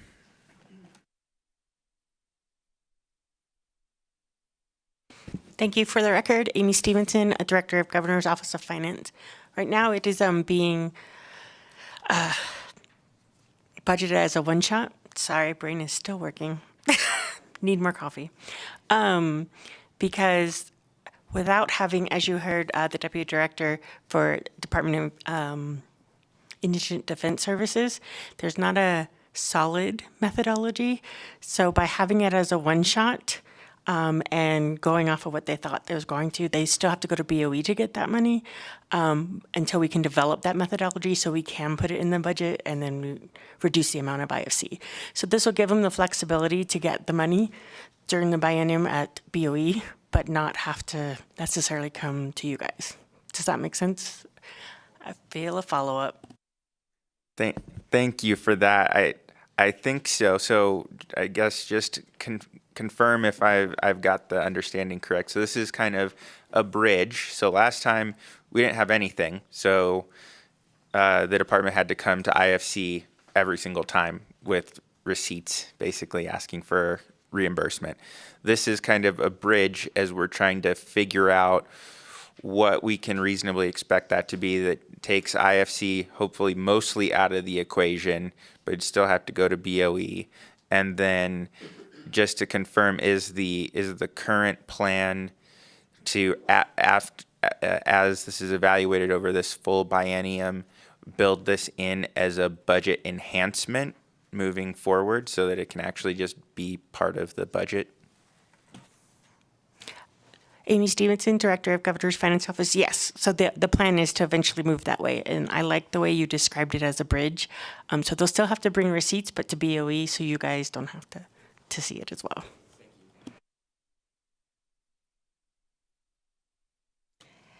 Thank you. Assemblyman Yeager. Thank you, Madam Chair. And I have a few questions, but I'll ask for follow-ups and just tell me when I've reached my limit, please. So a couple questions. First, on budget account 1008, I was curious about, you have two existing management analysts, administrative assistants, but it sounds like they're not the ones who are actually reviewing the financial reports and reimbursement requests. I think the two of you at the table are doing that. Now, obviously, you've got a request for a new management analyst, but I just wondered why the existing management analysts aren't doing that work instead of the two of you who I'm sure have other managerial duties that you're working on. Thank you, Marcy Reba, for the record. As you know, our department is very lean, so we have those two management analysts at this point in time. One management analyst is in charge of assisting with paying bills, the everyday running of the office, and processing those post-conviction payment accounts. You see that we've processed over 400 post-conviction payments. We also process the prison payments. Any sort of prison case coming from a prison is a state expense and needs to be processed that way. The other management analyst has taken on the duties of that first check in those 400 bills that we're receiving from our appointed counsel. Rural Nevada relies heavily on hourly appointed counsel to cover the cases. And what we do is we have that initial management analyst review all billing, make sure that the hourly rate is correct because each county has their own requirements as to what they're paying in their plans. And then they ultimately provide that bill to Tom, who reviews for reasonableness, make sure it's appropriate. That data analyst also does training on legal server, make sure that our data collection is being done appropriately. And that's really what his main focus is supposed to be, is that data and looking at trends, but we're just not able to have him look at that full time because of these duties related to billing. So if we get that management analyst, the third management analyst, not only will they be doing the fiscal reviews for the counties, but we also intend to have them looking at those bills that are coming in, making sure they're appropriate, and relieving some of the duties that are being covered by our other management analysts so they can focus on what they're really supposed to be focusing on. Thank you. And Madam Chair, follow up on that. And so just moving on to the requests for the additional management analyst in budget account 1008. So I think what I'm hearing you saying is that person is going to help you meet statutory regulatory mandates and or comply with the terms of the Davis versus Nevada consent judgment. Could you just confirm that on the record? That is correct. Okay, great. And then Madam Chair, if I could turn to just a different topic, but same budget account. Thank you.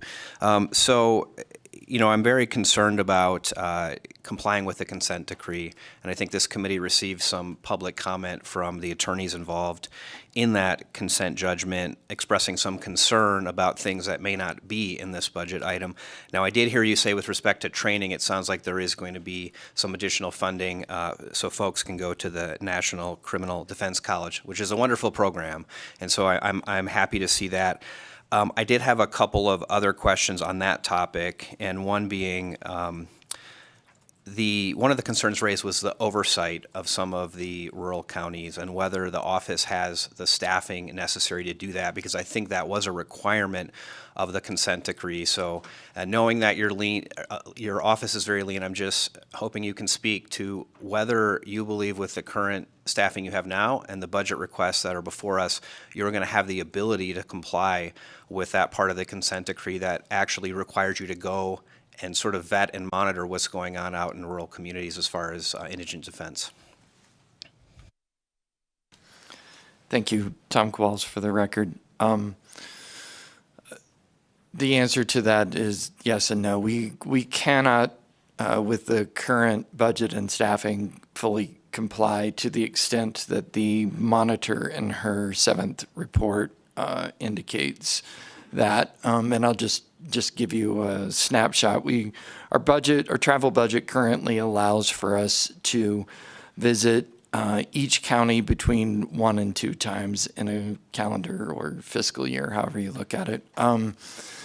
There are 83 courts that I counted that we need to oversee, and in order to meaningfully do that, we'd have to go and spend a considerable amount of time in each of the counties and each of the courts, observing the different proceedings there, observing the different attorneys there, observing the different judges. And For instance, in Elko, I think that there are 12 courts that would require our visitation. Most of the courts that are on that 83 number list are more than 4 hours away from Carson City, so there's travel time going there and back. There's hotel rooms if we're going to need to be there for 3 days or a week or more, and we just don't have the budget or the staff. I'm primarily tasked with oversight, and I read off the very long laundry list of a lot of the things that we do.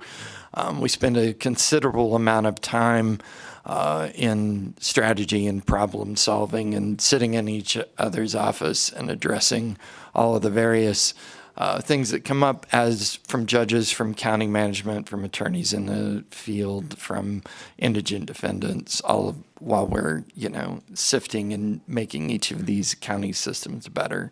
So we have the ability to do the oversight that we've been doing and will continue to do that, but not to the level that the monitor would like to see.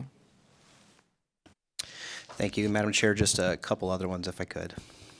Go ahead. Obviously, that's a concern because I don't want us to be back in court fighting about whether we're complying with the consent decree, but that's obviously something that this committee can look at. But I wanted to ask, you had mentioned complex litigation, and I think you'd indicated that there is one existing death penalty case in Lyon County. I'm not sure how much the committee knows, but obviously those cases require more attorneys, higher billing, attorneys that have to be qualified to handle a death penalty case. And so I just wondered, I think you said there have been two quarters. I wondered what the reimbursement requests look like, if you have that today of that particular case, because I'm concerned about how much money we have in reserve, knowing that those cases can take years and years and cost a lot of money.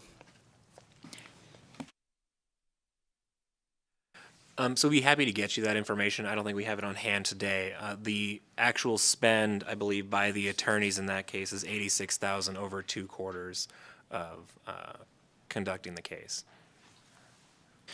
Thank you. And if you could just confirm that, would appreciate it. And then, Madam Chair, this is my last one, if I could.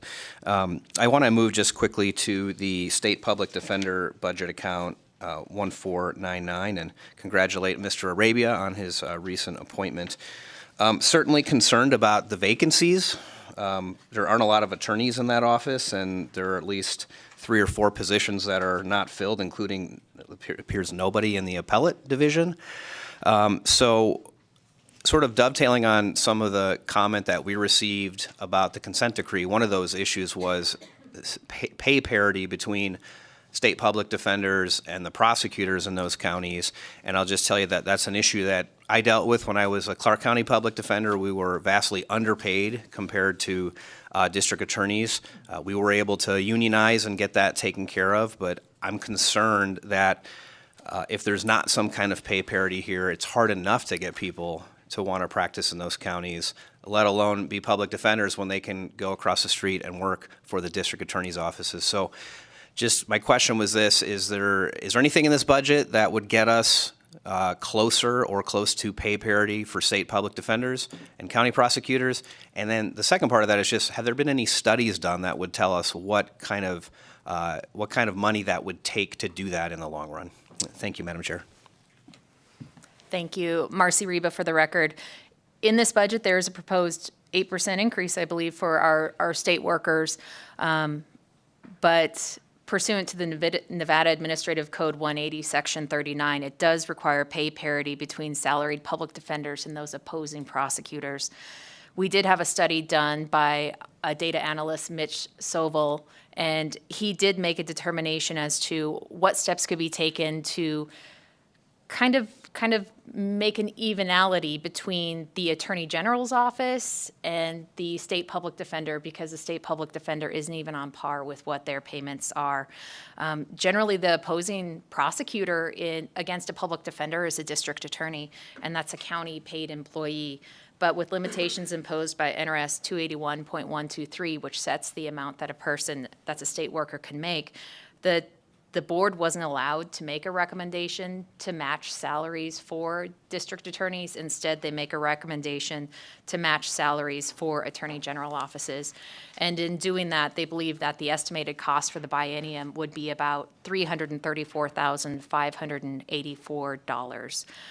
So that is a concern, and the Davis Monitor has brought this up as her concern because the State Public Defender's Office will be going into White Pine County. Our data analyst just did a study which will be published soon where he believes that if we are to match the hourly rate of our prosecutors, we would have to pay $202 an hour for our public defenders. And to cover those shortages that you were discussing in the State Public Defender's Office, at this point we've turned to contracts. We've moved funding so that we can enter into contracts with attorneys to provide those services at an hourly rate. We also have a work program which we hope to be coming in front of Interim Finance to ask for funding to be able to contract with additional attorneys to provide that coverage, because we are required to provide those attorneys for those individuals that are charged. And we just, at this point, they are short-staffed, and we believe with those extra funds, we'll be able to get that coverage. Thank you. And Madam Chair, could I just ask that that report that was referenced, I think, from Solvolve Solutions be provided to the committee? Yes. Thank you, Madam Chair. Thank you so much. Thank you. I have Chair Dondero-Loop. Thank you very much, Madam Chair. So can you talk a little bit about what are, the rationale is for not including those county fee revenues in this recommendation for the contract services for the complex litigation?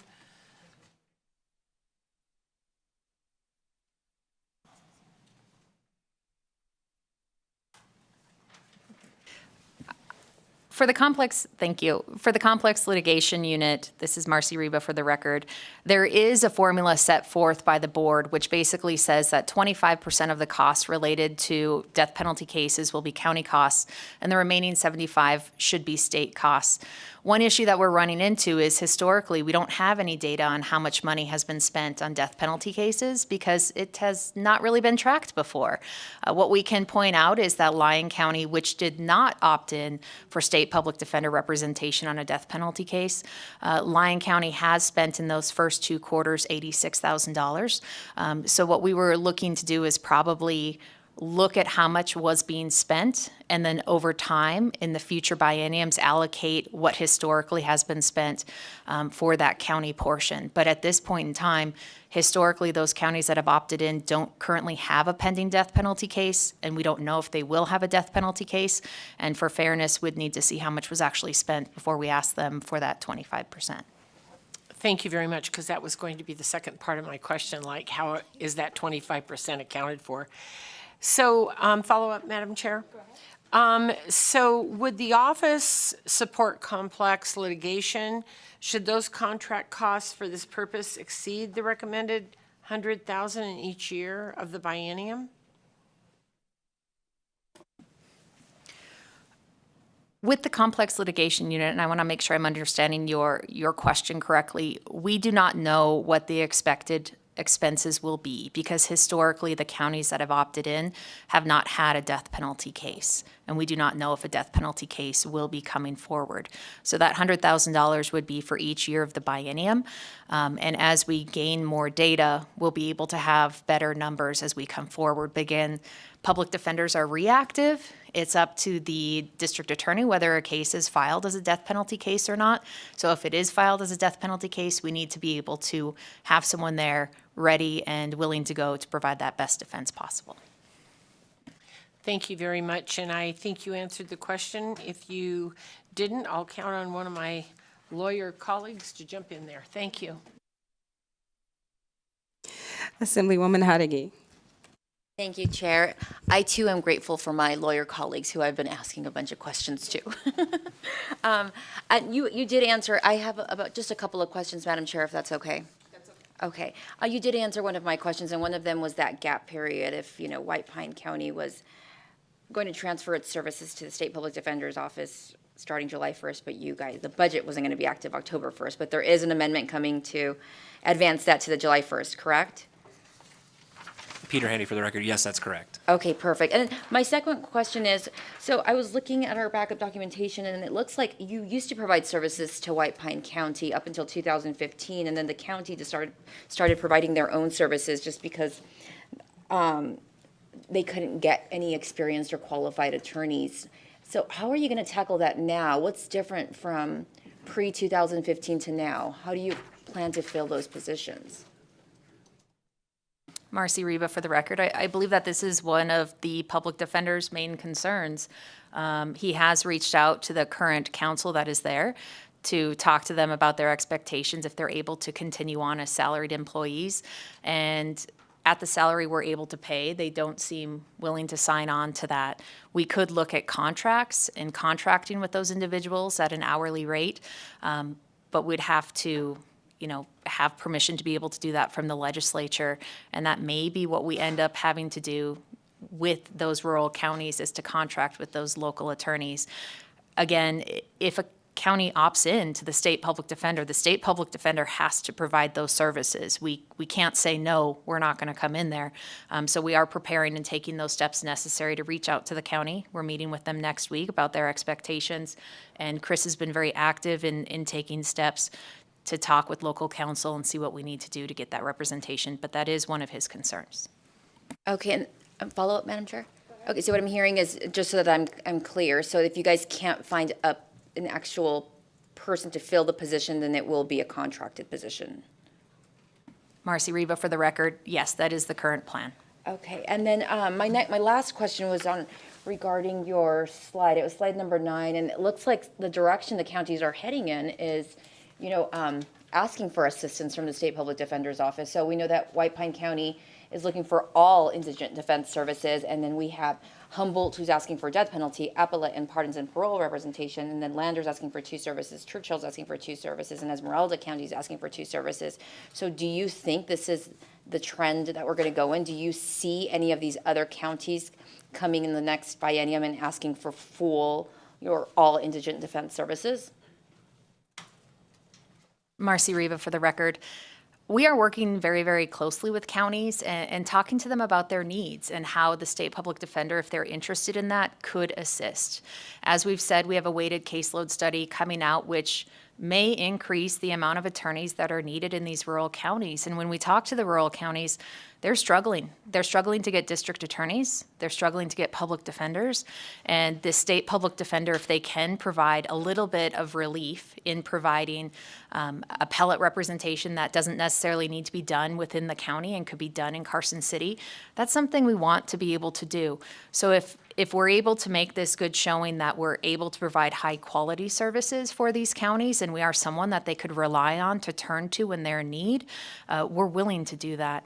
We know that Elko County, although they didn't opt in for anything, they are extremely short-staffed, and the public defender, prior to multiple people leaving, had offered to take on appeals or had offered to take on anything that they needed to assist in coverage, because ultimately our state public defender is our safety net in our rural counties to make sure that we have this public defender services, and they're the ones that we would turn to if rural counties are having shortages or if their staff are having medical issues and unable to appear, would turn to that public defender. And then just my last thing, I think I do share the concern of our speaker. There's 4 counties who've asked for appellate representation, and we don't have a single person in that division working, and so I think I share those same concerns, but thank you, Madam Chair. Thank you for the questions. We have 2 more questions. We'll have Senator Harris and then Senator Nguyen. Thank you so much, Madam Chair. And I guess it's not so much a question because it's been asked a few times, and that is, do you all have what you need to comply with the law? And it sounds like the answer is no. And so what I'd like to request of you all, if possible, is a list of recommendations to this committee of the staffing that you all feel you would need in order to deliver the services that I think we've been told we have to deliver. So if you guys could send some idea of what would get us there so that we can make the best effort that we can to provide that, that'd be greatly appreciated. Thank you, Madam Chair. Thank you for that suggestion. And I'm sure you probably already have that after our meeting. So if you wanted to share that with our staff, that would be great. Thank you. Senator Nguyen, you'll have the final question on this budget. Thank you. And this is kind of in line with what Senator Harris had mentioned. We talked about this complex litigation and how there's only a request for $100,000 essentially in each biennium.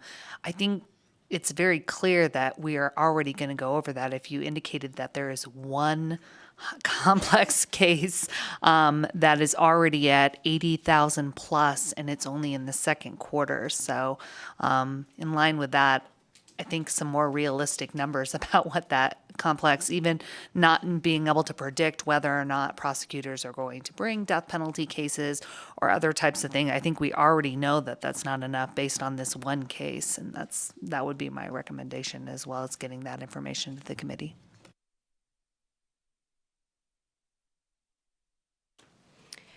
Thank you. Members, any other questions? Okay, seeing none. Thank you so much for the presentation, and look forward to the additional information for the committee, and enjoy the remainder of your day. And members, that's the last budget presentation we will have for the day. So that brings us up to our last agenda item, which is public comment. If you've been following us today online and you'd like to submit public comment, please call in to 888-475-4499. Our meeting ID for today is 896-752-45696, and then press pound. And we will start here in Carson City. If there's anyone here in Carson City that would like to make public comment, please come up to the table and you can get started. I don't see anyone in Las Vegas, so we'll be moving to the phone lines after we finish here in Carson City.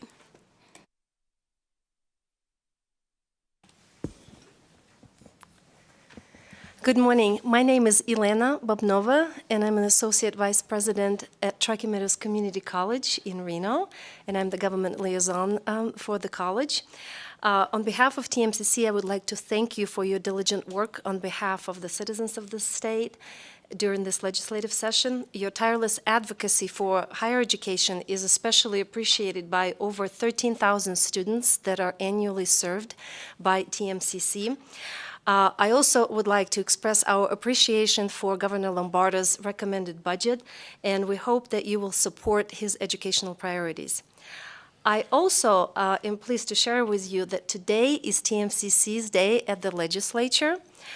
We brought many students here today, not all 13,000 of them, of course, but some members of our student government, future first responders, nurses, and many others. So we have tables set up in the main foyer downstairs from 10 to 2 today. And please stop by, chat with TMCC students, snap a selfie with our mascot, and get some positive boost for the upcoming week. That's all I have. Thank you so much. Thank you. Go ahead. Good morning. My name is Lilith Barron. I'm the policy manager for the ACLU of Nevada.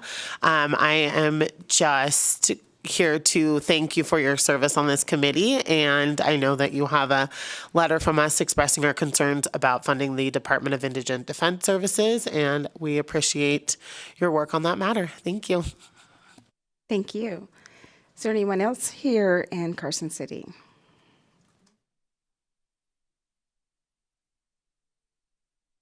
You can go ahead. Good morning, Madam Chair. Thank you. And thank you, members of the committee. My name is John Pirro. I'm from the Clark County Public Defender's Office. We would consider ourselves the gold standard of public defense in the state of Nevada, but we're still very far behind where we need to be. After coming up here, this will be my 4th session. I've realized how much worse things are in rural Nevada, and that gives me pause.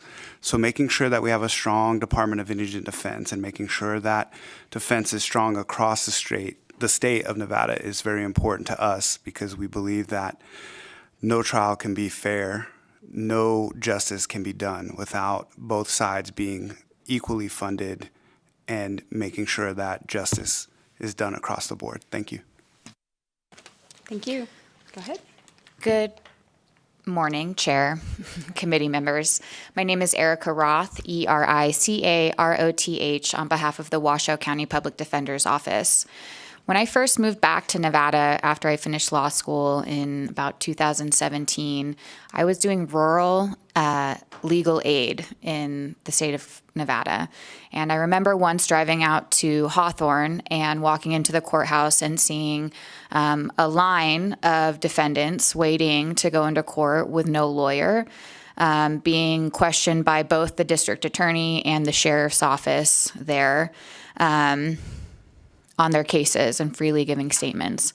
I was shocked. I was appalled. I could not believe the state of indigent defense in the state of Nevada. And we appreciate the work of the ACLU and this committee, this legislature, and the Department of Indigent Defense Services to try to bring parity to those who are living in rural Nevada. So we appreciate that support and support DIDS and everything that they do. Thank you. Thank you. Seeing no one else here in Carson City to make public comment, and there's no one in the room in Las Vegas, we'll move to the phone lines. BPS, do we have anyone on the phone lines that would like to make public comment? To provide public comment, press *9 on your phone now to take your place in the queue.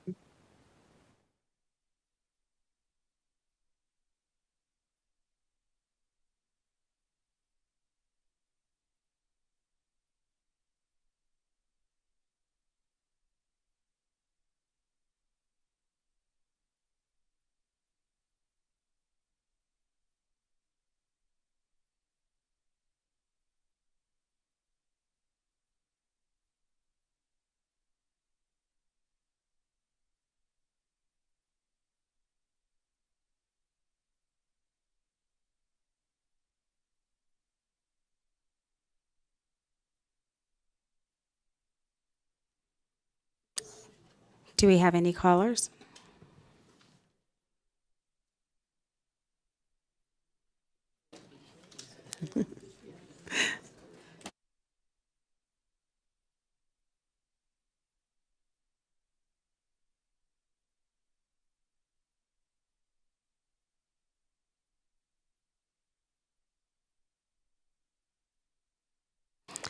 It seems we've lost our caller, Chair. Okay. Well, thank you. If there was a caller on the line and you weren't able to make your public comment, please feel free to email us your public comment. Members, with that, I apologize for kind of a lengthy hearing, but we had a lot of important topics to get through today, and this meeting is adjourned. We'll see you tomorrow.